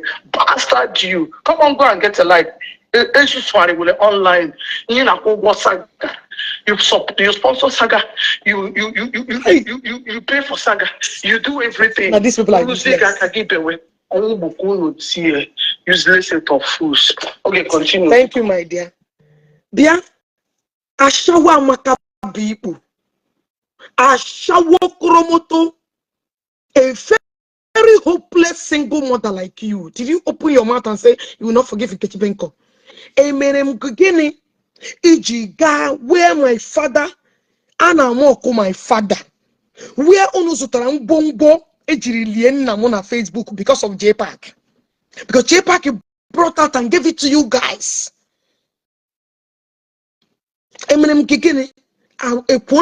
Before then, have I ever offended you in any way? You bought material on social media. One on social media. You said you will not forgive Kechibenko. Hey, this life. Well, look at Kechibenko. I don't know why you are keeping secret for these idiots. Pupute pay more every material. Jpac, Bali return no China got you make a blog. Bali return from that you even came no today. Even the thing they provoke anyway, can return. If you don't go legal, may turn the babugi. Metonda babuogi. Kenge sugi is beyond. Look at them. Oh, when I know they sleep again. When I know they sleep again. Guys, I can go gas program at the next day. Not till 6 o'clock or again. Then when my place, her daddy used her brain. Eziokwu, brain. They don't get sense. Same me came out to protect you. War. I defended you with all my heart. Protected you. You joined and buried my father because of Jpac.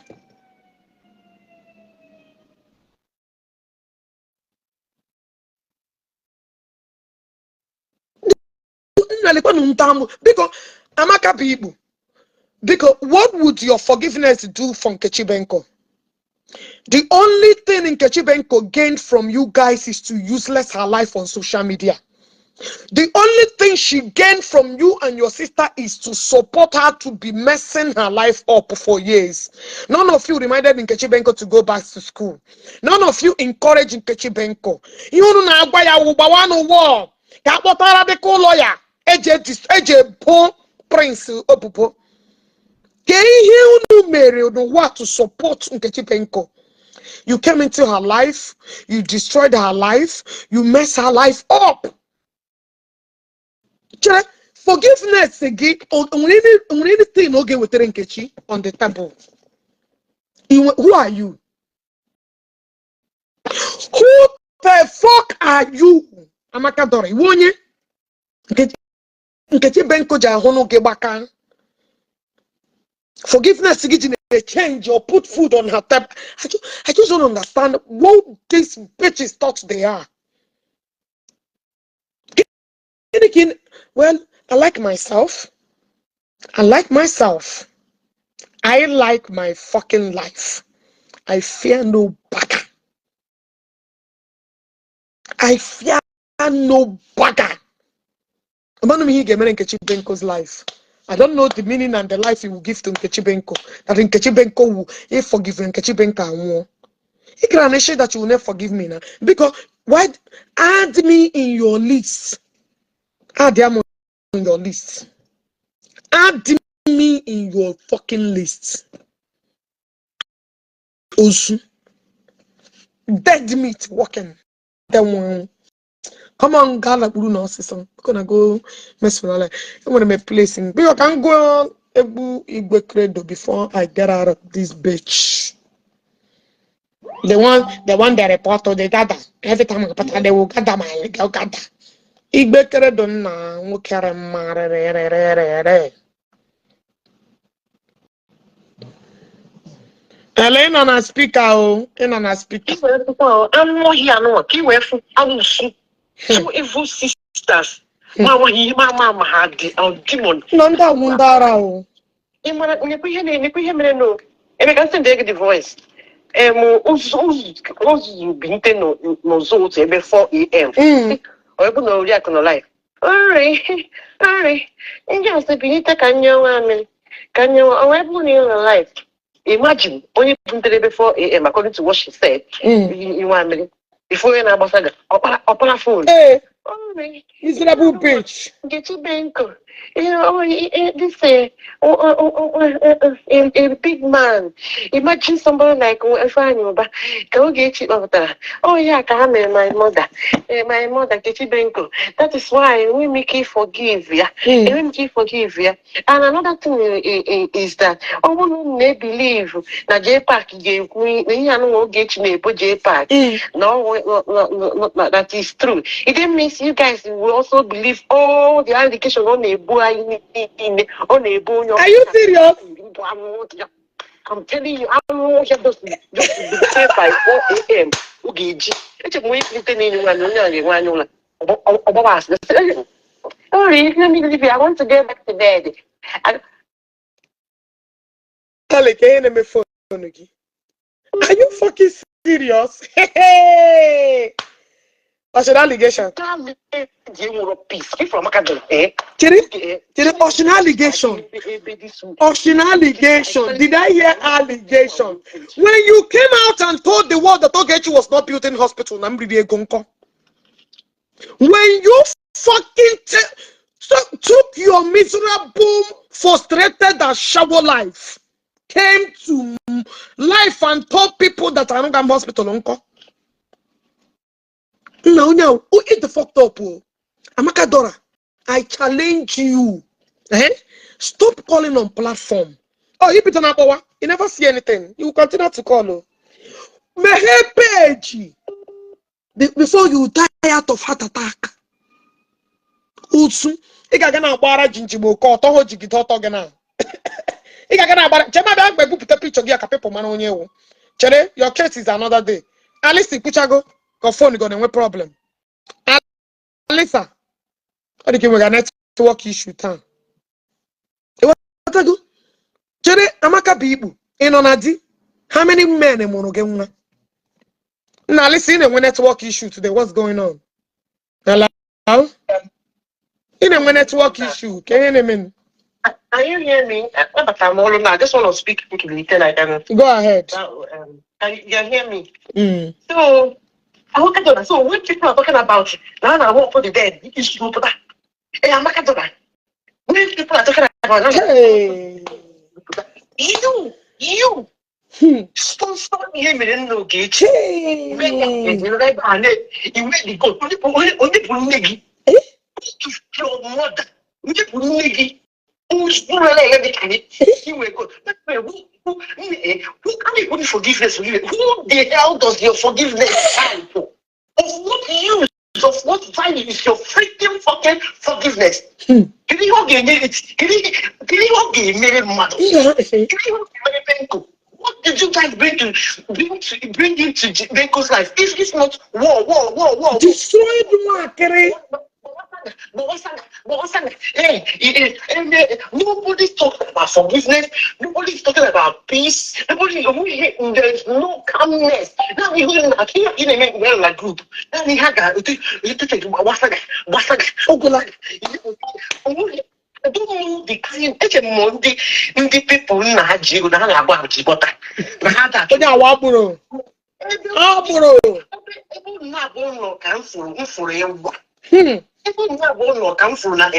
Some people break snaga. Some people book ya. Now you are way back so way back and not tear people down. That is what you two people. I want to get the level of bitterness you guys have.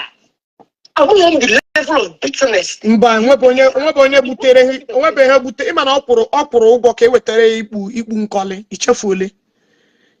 woman that pay money to seek for Igbo useless human being. Don't worry, I will. All got done no development. I'm gonna know here. I'm gonna send them the voice note to because. I send it to me. I'll send them the hey. That is why you guys are. Hey. Don't come out. When they cook. Go to salary and we see walk out evil. Nature for that woman. I put my voice note to say, check for that woman. Be careful. That woman was on one matter people. Be careful, go. Also, God will surely expose her. You know, remember, I sent it to you now. I remember. She did a lot of things. I didn't oh God. Now God is trying to unveil the by this time Check out how God starts to sieve out evil people. Sieve evil. Pursue all of them. Back there on one side. Yeah. Don't forgive them. Very evil family. Evil to achieve.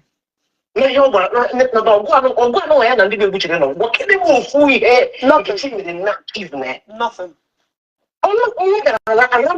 Before you encounter, you put yourself in the fight.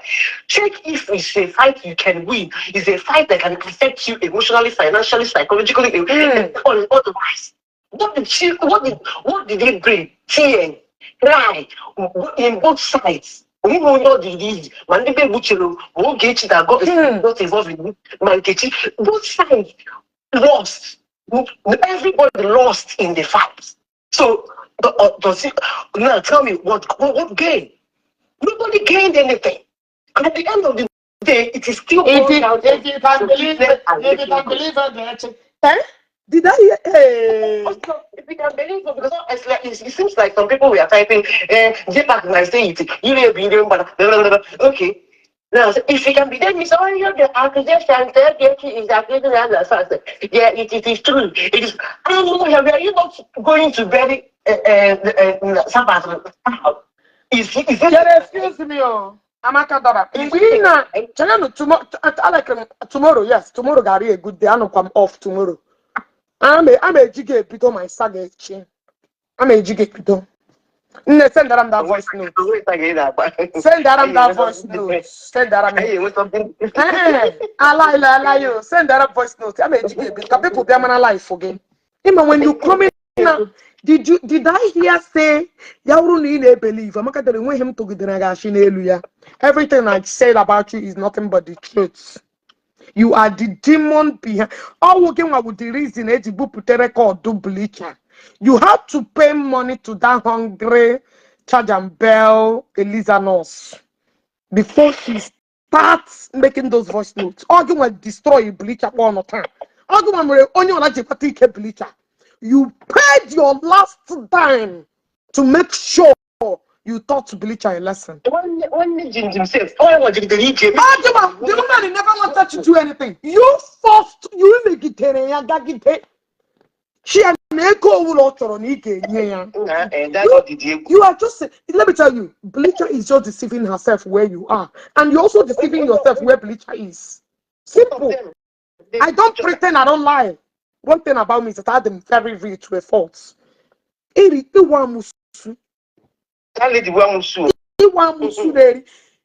you are not useless, or what wouldn't I hear them about you? Why do you killing Nama every day? Every year. Get one number for you guys to live long. Did I lie against you? In a good number for your head to stay. Every year, get one number, can you live for long? You will die one day. Very soon, number will fade away. Those ghosts you are sacrificing to live, they will fade away. You can't run away from it. When Bleacher told us that thing like Bleacher let Bleacher come and debunk it. You need a Bleacher put about you, you are an Oboni brought up. Oboni open an organ. And when I be Torena, and when I be Banana top is in to destroy.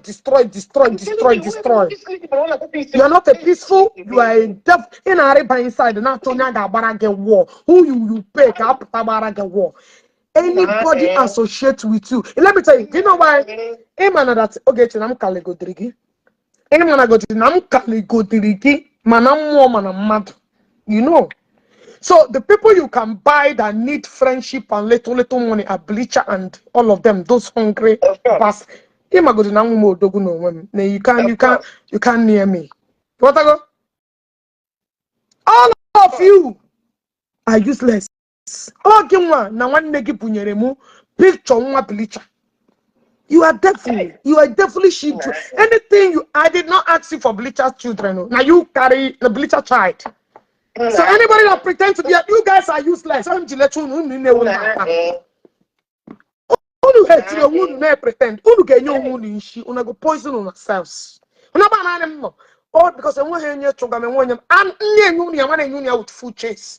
Everything I said about you, Amaka be one leg you walk over bring a club at the age of 40 or 35 from walk or washing.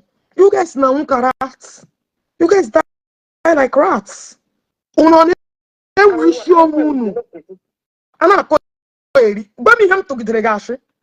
Everything I said is nothing but the truth. You a demon. You like to use people, but you can't use Ogage. How more Ogage? I am your boss. You can't use me.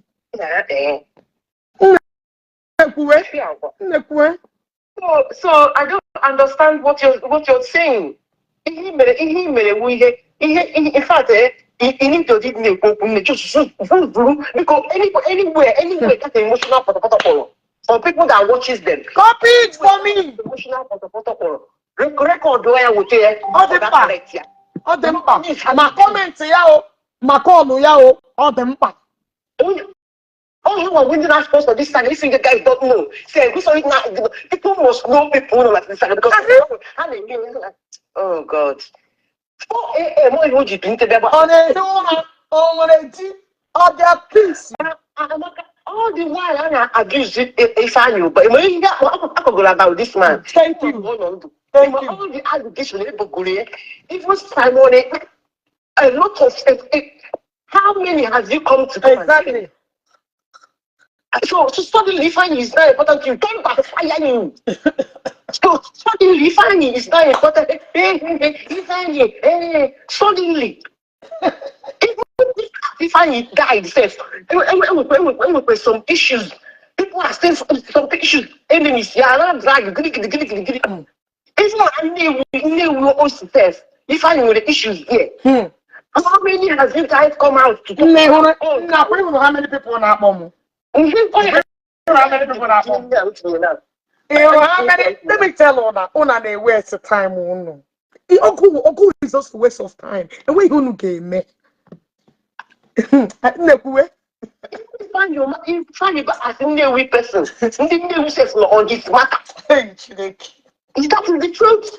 Have we ever come out to talk about this because of no Ogechi now? How many people wait and work? Any people now watch that joke, that best style. That's escaping. Any joke, record carrier. I ain't going to that is in you. Okay,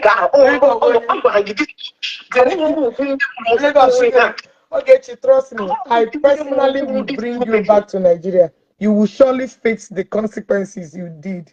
Dear Nigerian citizens, please, I need you guys.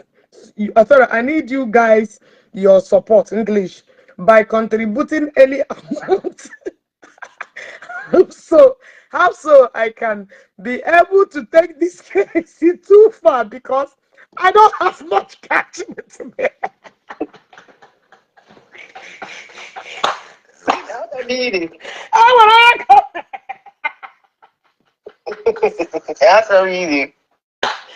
want to comment here. Contribution on my platform.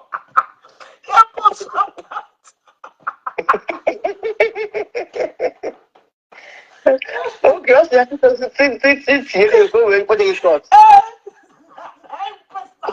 Those things that you use you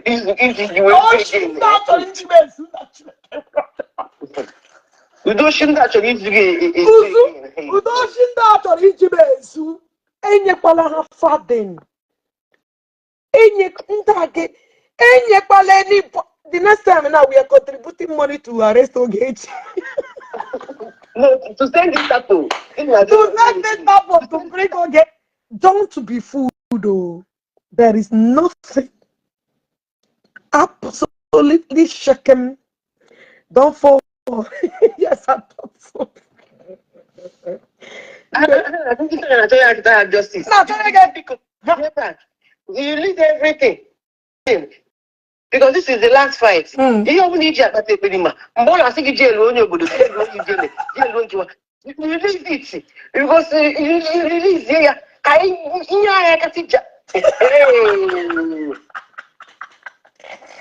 Hana yo people. Hana yo no buna divani. When you put Hana about to the Shia, banana, Shia, Devano, when you are you, Burai, Ungano, Obotano, one in it. Oh my God, these people are sick. Oh my. Did Jim? I don't need a lot of people to put you behind bar. Upon any name and okay, just see. This is okay. I can declare what.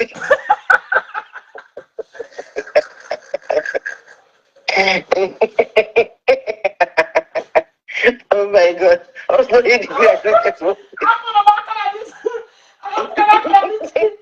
my people, I would have to declare what they. Oh my God. It's not good. The princess, okay. Don't worry, no, it's just when you get declared wanted, that is when your eyes open. Hey, oh my. Hey, hey. Oh, this is the few I heard. Before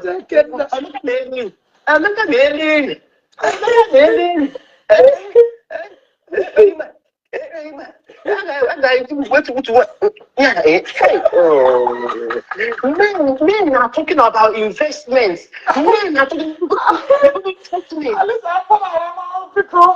Men are talking about houses, cars. Men are talking about businesses. This is just that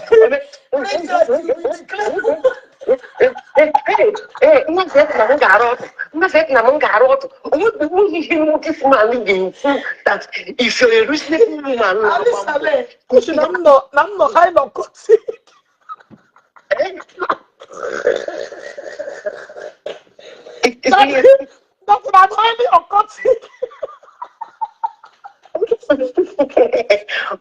it's true because it's didn't call about new Atakawan is the movie. You only put it in the essence. Not one way, the kingdom. Yeah, not one with the kingdom. But look at. Children money, with their money. It is the truth that is destroying you guys. The truth is what is destroying you guys. That is what it is. You guys are liars. Jpac,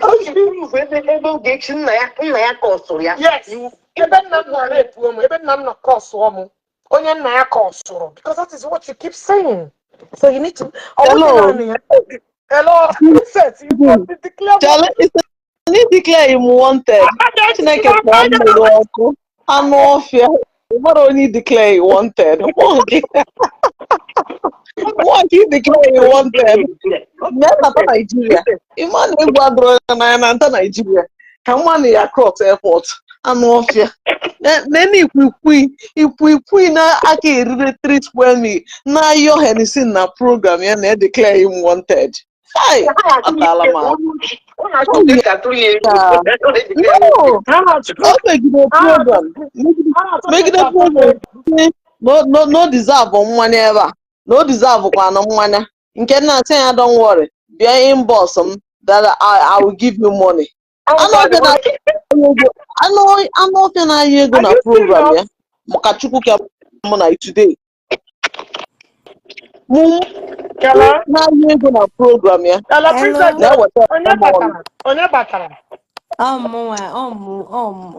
Okay. But speaking, any you na-ege onye aṅụrụma ntị. Nwoke shi na tati story building. This in apụtago mgbe ha na-eme this in their end of the year party apụtago. Ndị ebe wụ Concord. Ndị ebe wụ Concord. Concord Hotel. Okay, yes. Ebe nke ha chọkwa ime their end of the year party. Ask them the person ya download.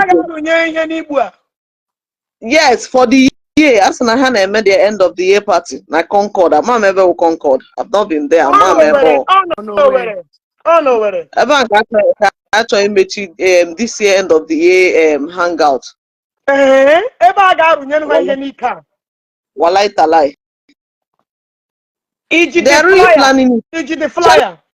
The person gets sent the lemia. Relax. The person gets sent the lemia because I'm not to ego. Then this guy na called Dongushi. Yana Dongushi na-enwe issue. Ọ dịka nke ahụ. O nwere ego ọkwa enye nkwa. Mama ihe o menye. O were iwe wepụ nka. Anka nkwa nkwa na ọ ga-eweta 100,000 naira for the party. Walai. Akwụnụ na ihe na-eme. Akwụnụ na ihe na-eme. Oh, ebe ka ha ga-eji runye ụmụazị ihe a n'ikpu di Disemba. Na Concord ka a na-eme.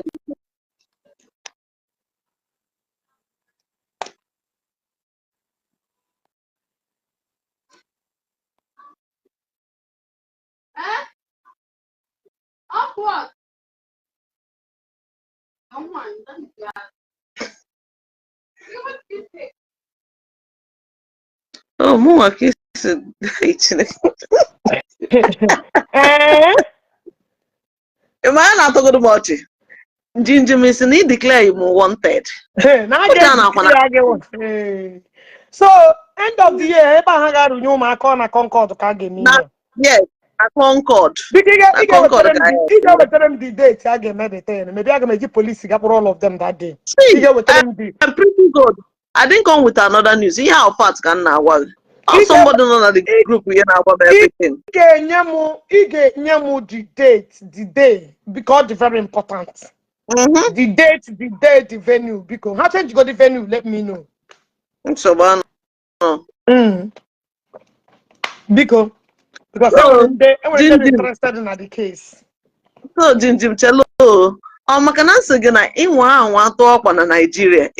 N'inwa anwa to ọkwa na Nigeria from airport ka ya ebulu. So ex-convict Governor Onyoshi in a second call Jerry Gumachi ihe n'aka n'ike. So this is Dunar. Hey. I rent your apartment. We open the thing. I am telling you nothing but the gospel truth. No, what they would do, they will rent an apartment, then they build the show. That was what I heard. Na Concord ka chọọ ime.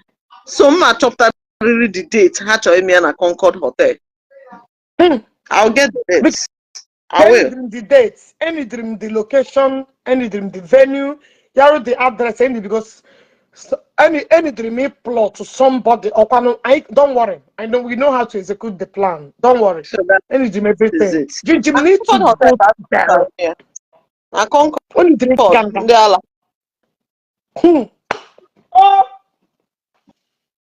That is why Iro Hospital kita.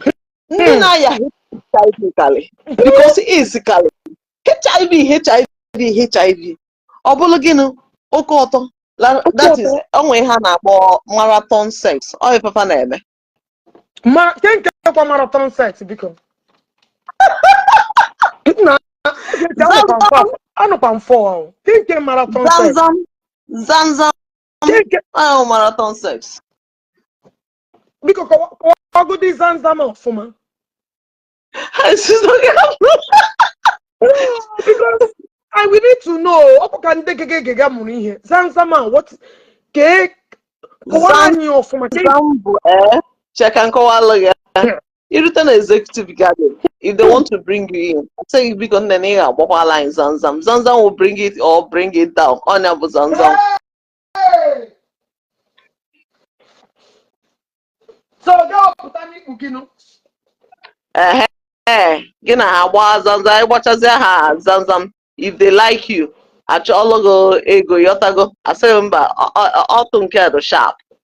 That's what they do there. Oh, so Zanzam we get boost away up looking well there. Gina Wanya as in bring it or bring it down. Oh yeah, never. I was Zanzam. How many people on the group? For now, I don't know. Because Jotago dream month of ladies. I'll find out. Don't worry. First one, let me know. I will. Kinsley Onyala. Kinsley, I challenge you. I won't want to. What a doctor's report. Information. I want to. Shalom. Sister Oge. Kinsley na want Imoya Biamalum. Shalom. On want to. Onye mere anyị ji mmanụ na Kinsley na-akpọ ntụ bụ woman leader. Woman leader bụ si na-eme program nwanne ụnyaahụ. Ọ sị Kinsley ọ bụ na ị nara akpọ ntụ gị bịa gosi anyị result. So Kinsley I challenge you ọ bụ na ị nara akpọ ntụ jee mee test gosi anyị. Kinsley na-akpọ ntụ. That is why Aria ji wado ka agịrị. Okay, ịma na ndị Wallahi. a gara Malaysia nweghị ihe ha ga-emechali. Ndị agaghị na-akpọ ezigbo ntu. Ezigbote ntu. Ezigbote ntu. Ndị alala iyi o. Ndị alala iyi. Wallahi. Alalahụ Onye a na-akpọ ala ezigbote Igbo ntu. anyị iyi. Ị na-afịa na ụkwụ ele ule, ọ na-anọ nwaanyị nọ n'oche. He can't sit properly. He cannot. So Kingsley, I challenge you.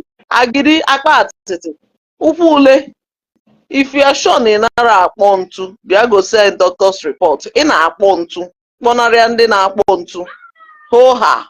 Ọ na-ekwu oke ihe na-egwu eme Ifeanyi Uba. Ọ bụ ma mgbe nwoke a na-amụkwa ajụla. I swear to God. Senator. That man, ihe ọ na-ama mmadụ n'ụlọ adịrọ mma. Because my cousin, ha na ha so mee party mgbe a. Anọnwụ na imetara ihe the man na-ekwu n'ụlọ ọkwa igbowa. I swear to God. Onye na-amakwa ajụla, ọ na-enwe ezigbote rekọd. Ọ ka ọ bụ na-ekwute okwu. That man enwekwa ezigbo rekọd. Hapụ iwe ebe ọ na-aghali alịcha. Onye kwu eziokwu pante adọka. Ma na-ekwu ebe nke m bụ ha gbasara m. Ọ danwe ezigbo rekọd. Afọta ndị na-ewu ebe. Hapụ ihe ha na-ezuzu ha na-achọ onye ọchụnọ last fight. Which last fight? A fight mụ na unu forever.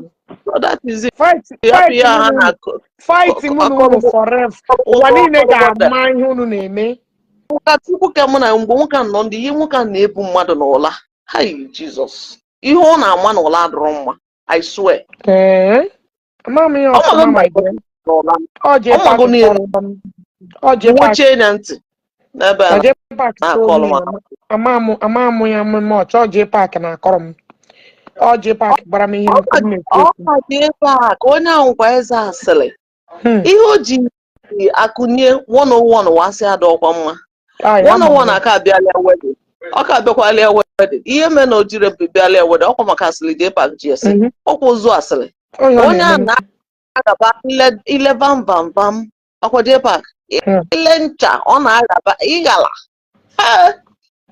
Jpac. Ka m dapụ na ana m aga wite ebe mụ na di m ga-aga ị ga-ekwu leta. Nne m ngwa bye nnọọ. Ka m bịa kpaa egwu Igwe Credo before m apụọ here. I like that song. Guys, echi na di m eruola. Ọ ga-asị what is wrong with me? I like that song. That song makes a lot of sense. Oh, this one. Okay.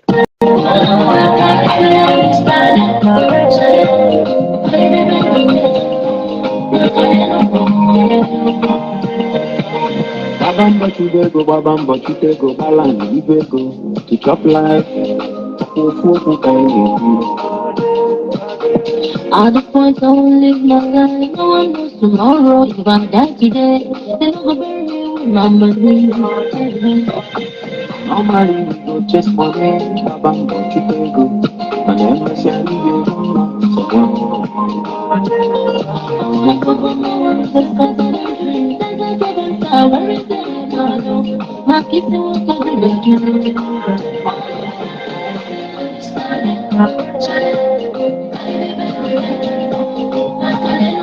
Tomorrow.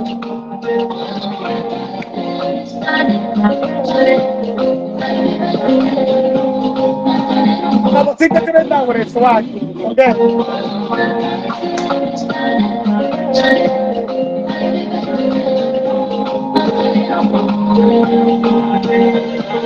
Babamba chutego, balang, ibego, to chop life,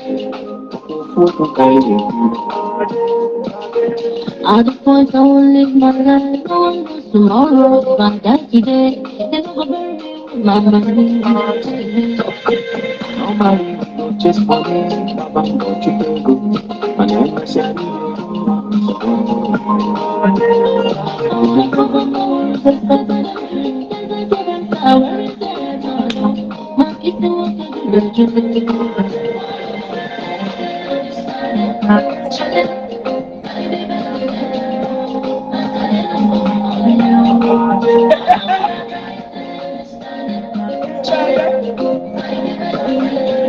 I like to hear you about.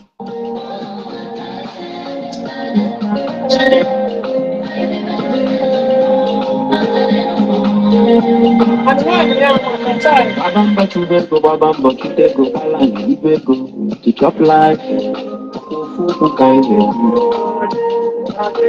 At the point I won't live my life tomorrow if I die today. Then I'll bury me with my money.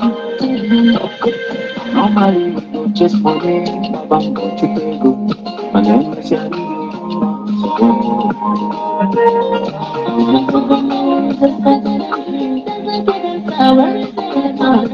My kids want to do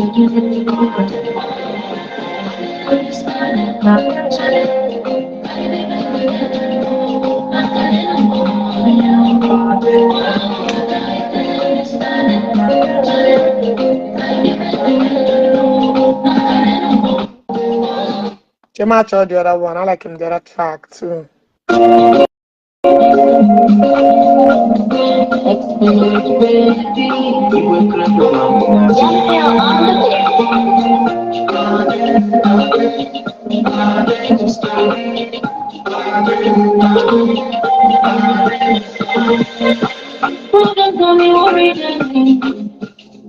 got me feeling insecure every night and You have a time for everything, time to hustle and time to see someone. Time to dance and time to smile, time to cry and wipe your tears.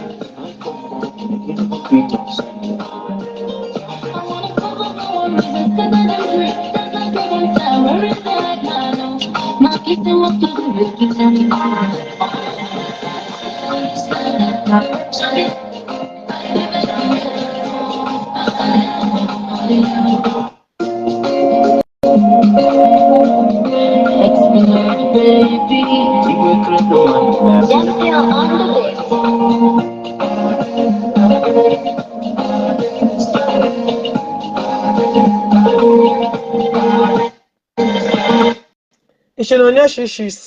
She said you should get ready to hear from her lawyer who will become.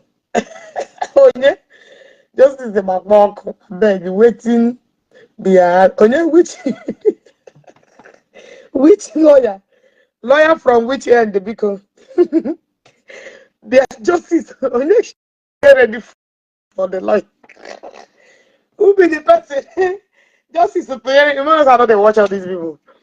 He said, "No, yes, you know, I'm ready for lawyer because who be the person?" Justice the McMahon. Him and they can't. I'm like a fire. Get where? You want to go? So who talk? Okay, good night from his side. The guy told me, "Ma, who said that I should wait for their lawyer? Kamara did that way. That last bunch of idiots. Which of them could you prove that? Justice Kwonu na, I want to know. Come you punya more. Come punya more. You want to go? Yes, him the first wait for their.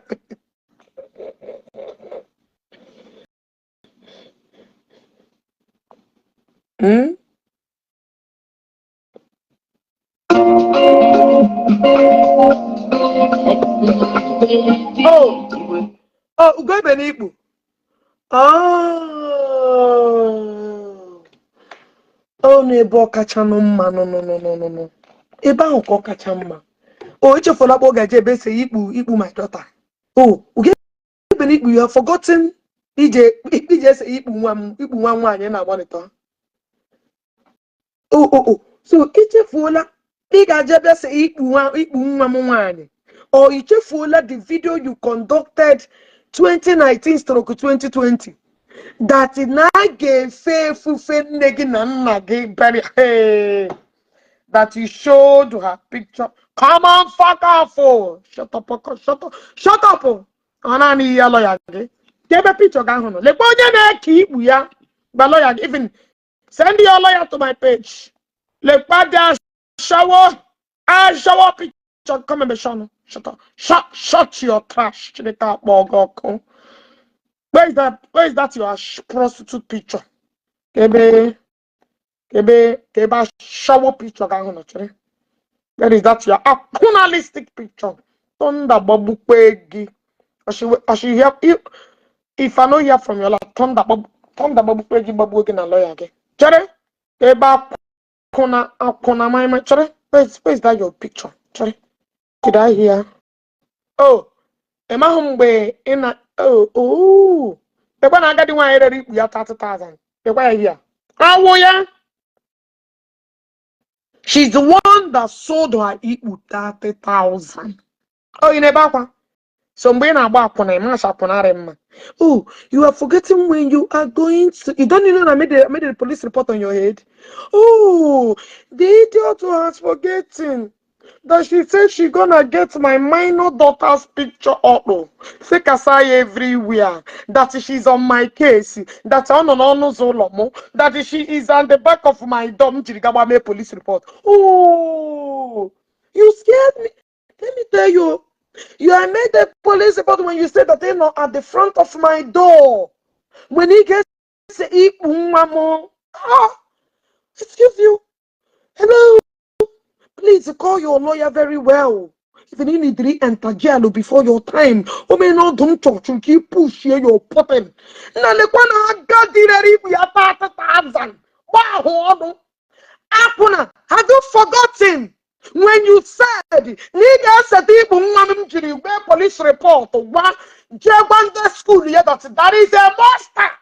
That is a monster that is targeting to picture my daughter's Igbo. What is this one that sold her Igbo? Oh, what an innocent cop. Oh, Ogechi, cry me. Ogechi, sorry. Lawyer is coming. Look. Hey, Jerry. So the thing they enter on our body. Hey, but why are you guys calling police? Do you know why I went and made a police report? Because my daughter is a minor. She knows nothing that is happening.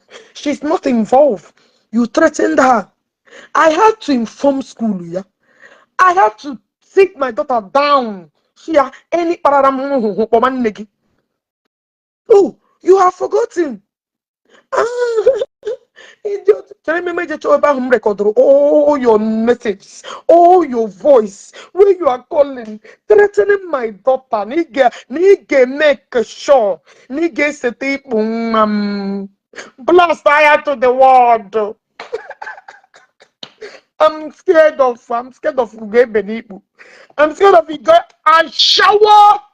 The only woman that is busy distributing her Igbo for 30,000 naira. Oh, wait, oh. Did the bully start crying that the bully her, follow bully, the bully her? Oh, wait, come back. I'm going to court. That somebody that said that okay rape mum. She told mum because all rape ya.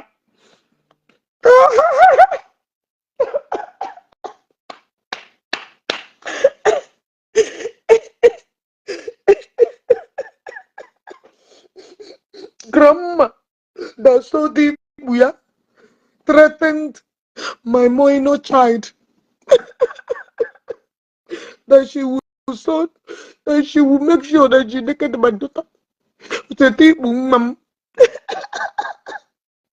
is not taking me to court.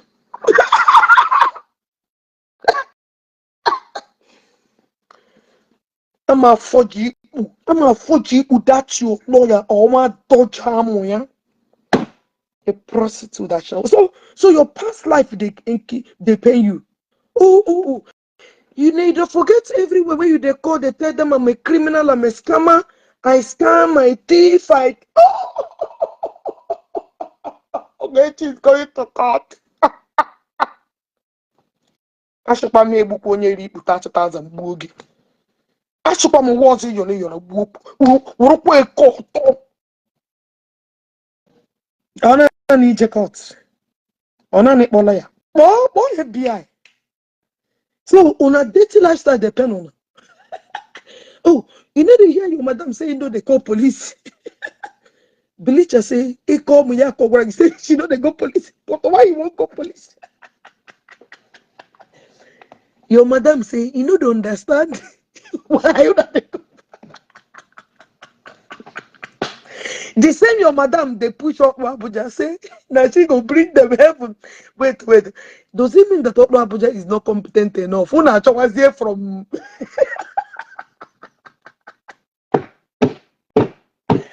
the irony of life. Oh. Onye kenyere giginye ya chopa lawyer, chopa police.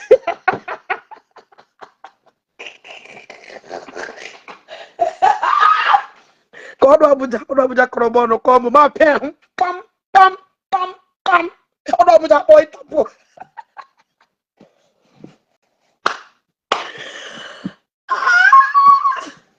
Let me tell you one thing you don't understand. If I get you man of God, don't ever say anything about that person. Day your day. So you check out that bring a place where this person call or even threatening you. Gamana the sam. But hunamu na. Any of you that was on money enter. Muno na chempa muno naka. Now myself is supposed to arrest her. No know why I want there assist me. What I go? So una madam bleacher say, oh ya no kotu bu ya gawa ko. Ya gawa police. But I'm here. Madam Ogechi Okeke call program boy and Kechi Benko. Madam they na get him and grandmother. Maybe we are.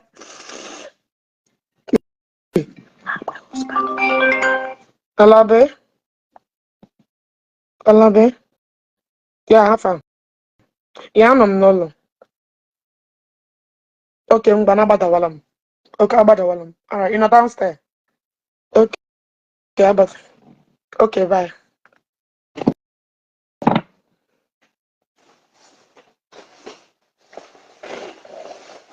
Unu ga-arapụta m o. Unu ga-achụkwa m na di o. Unu ga-achụkwa m na di. Hapụkwanụ m aka. You guys go pursue me for husband house o. Enwekwa onye ọzọ ga-alụ m. Ịmakwana ndị alụ ha alụ n'ala ikwu ga-ebe n'ikpu ha na bleacher. Unu ga-achụkwa m na di o. Lapụkwanụ m aka. Lapụkwanụ m o. Unu ga-achụkwa m na di o. Hụ na ụmụ akwụna gbapụtachara na di. Bega akwa. Lapụkwanụ m na-achụ m na di.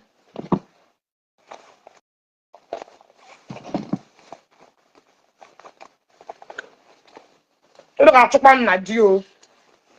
Lapụkwanụ m. Chịkwanụ ndị lapụkwanụ m aka. Ka m lụọ di m ọfụma na m achọkwa ha lapụkwa m aka. Chịkwa ndị lapụkwa m. Ka m lụọ di m kuru ume m. Lapụkwanụ m aka. Lapụkwanụ m nke bụ aka ka m lụkwa di m ọfụma. Unu ya lapụtakwanụ m. Ihe ọ dị necessary, do I need it? I'm nwere ihe m tinye na my bag.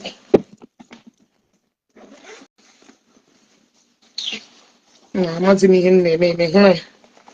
Ọsọ onye gbara m kemgbe m pụtara. Ogechi zukwa n'ike. Zu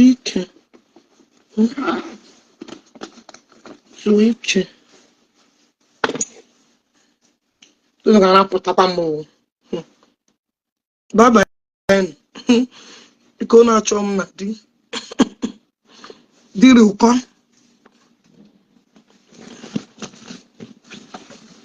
Hapụnụ m o na-achọ m na di o.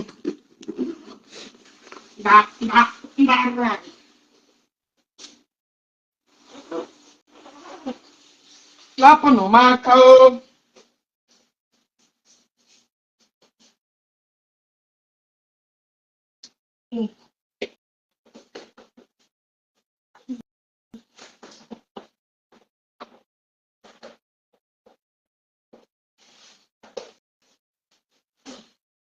Iche na shower job dị easy.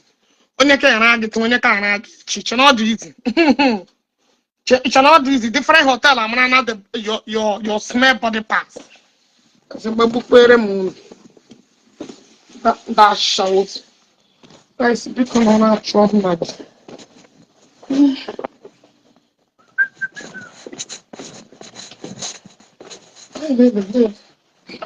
Chukwu di megbula na egbu.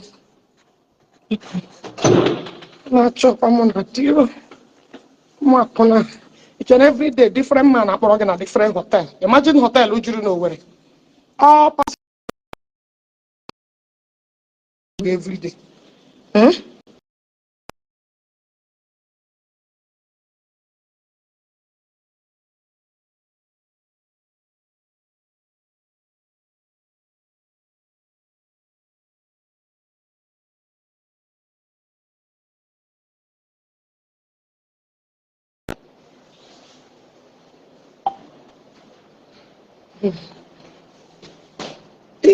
Timo nga nkọdiala m.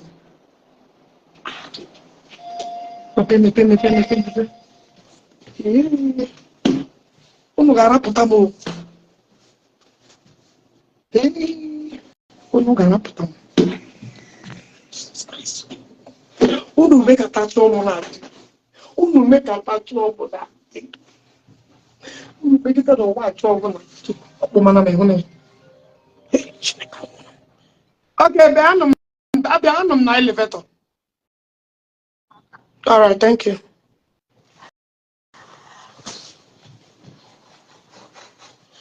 Imagine that Zabala. Mucho mañana con el power.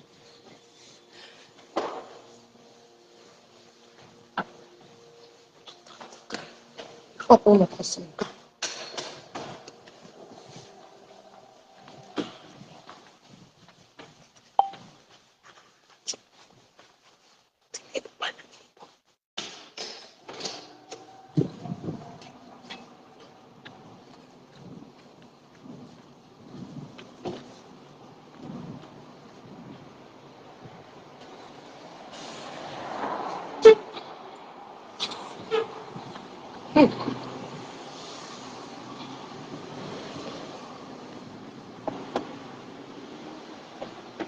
Ihe Mercedes ga assign ya gbaliri ele hụrụ ya. Okay. Agba sheme. Okay, camera, okay. How are you? Yeah, no. The both God of life in them. Na be why here jiri oh, give me here. Why is it me? Okay. Okay. What's the seat belts? Okay, sorry. We. Oh, sorry. Now Alice, I'm Gmail it. Oh, Alice. Oh, Alice, I'm Gmail it, doc. Oh, Alice, abe. Oh, Ale, I'm Gmail it. Ale, I'll give one minute.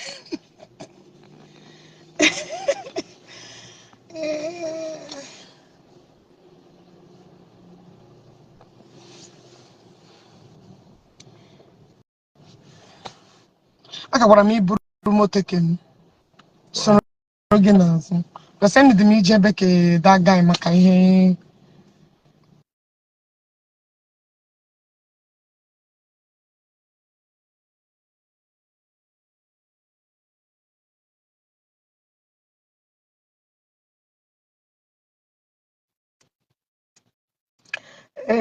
Okay, and I greet you, doc.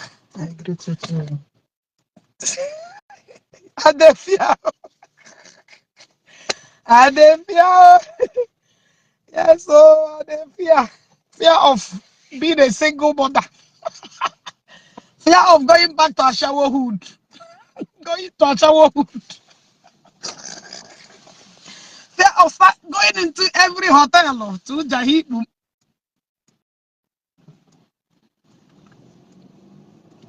Don't look at Sarah Potam no why I'm gonna summon no Nang.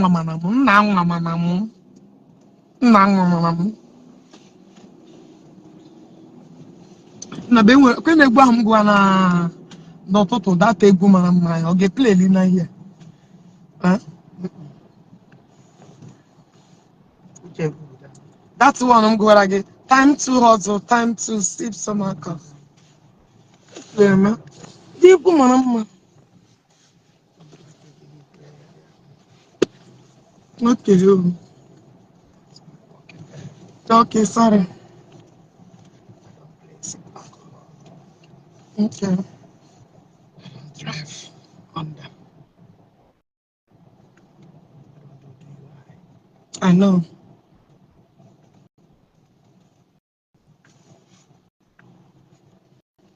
That's with it.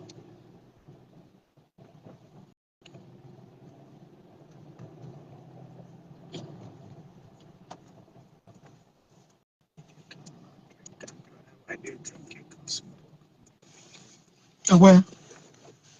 But you can smoke. Smoke on a now. Smoke on a ebu. But smoke is cigarettes. You can smoke cigarettes now they high. And I won't say anymore. I haven't seen anywhere I just shake it.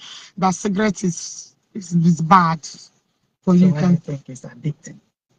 Yeah, but I have never seen it that you're not supposed to be smoke cigarettes before you drive. And I should do not drink and drive. What I do?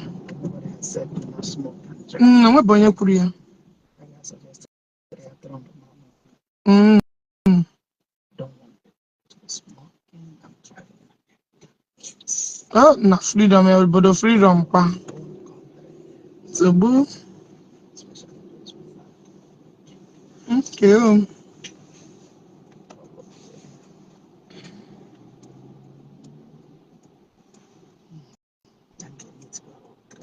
You get meeting. Come on, the motor, man, yeah, I'm candy. Candy training. Oh, be sure man, I'm fast. Otum nanya moto ujana to go dig self. Otum nanya moto self ujana get ourselves. Eh? Otum puro go dig self ujana to go dig ga marta go na mal. Hey, jirage. No play with me. Oh. Ano man na ba jo moto. Man na pa jo mo. Time to.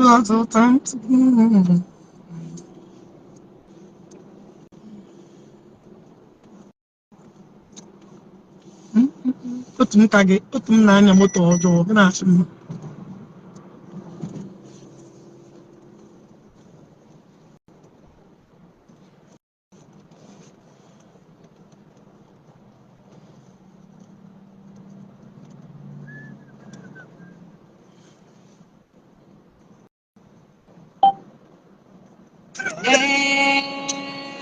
Me up, hold me down, keep me close,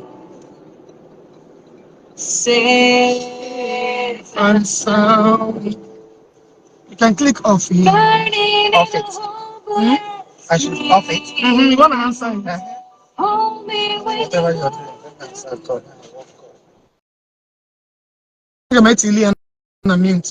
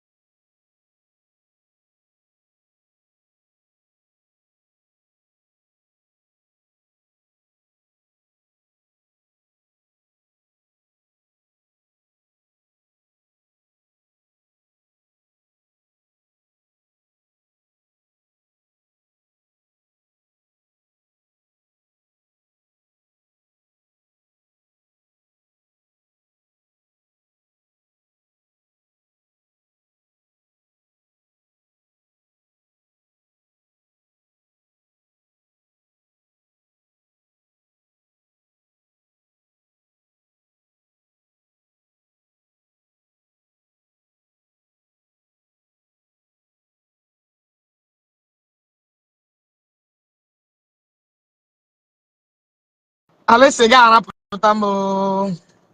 I know they say nothing, say Yeah, hello, Santa Claus. I know they say nothing.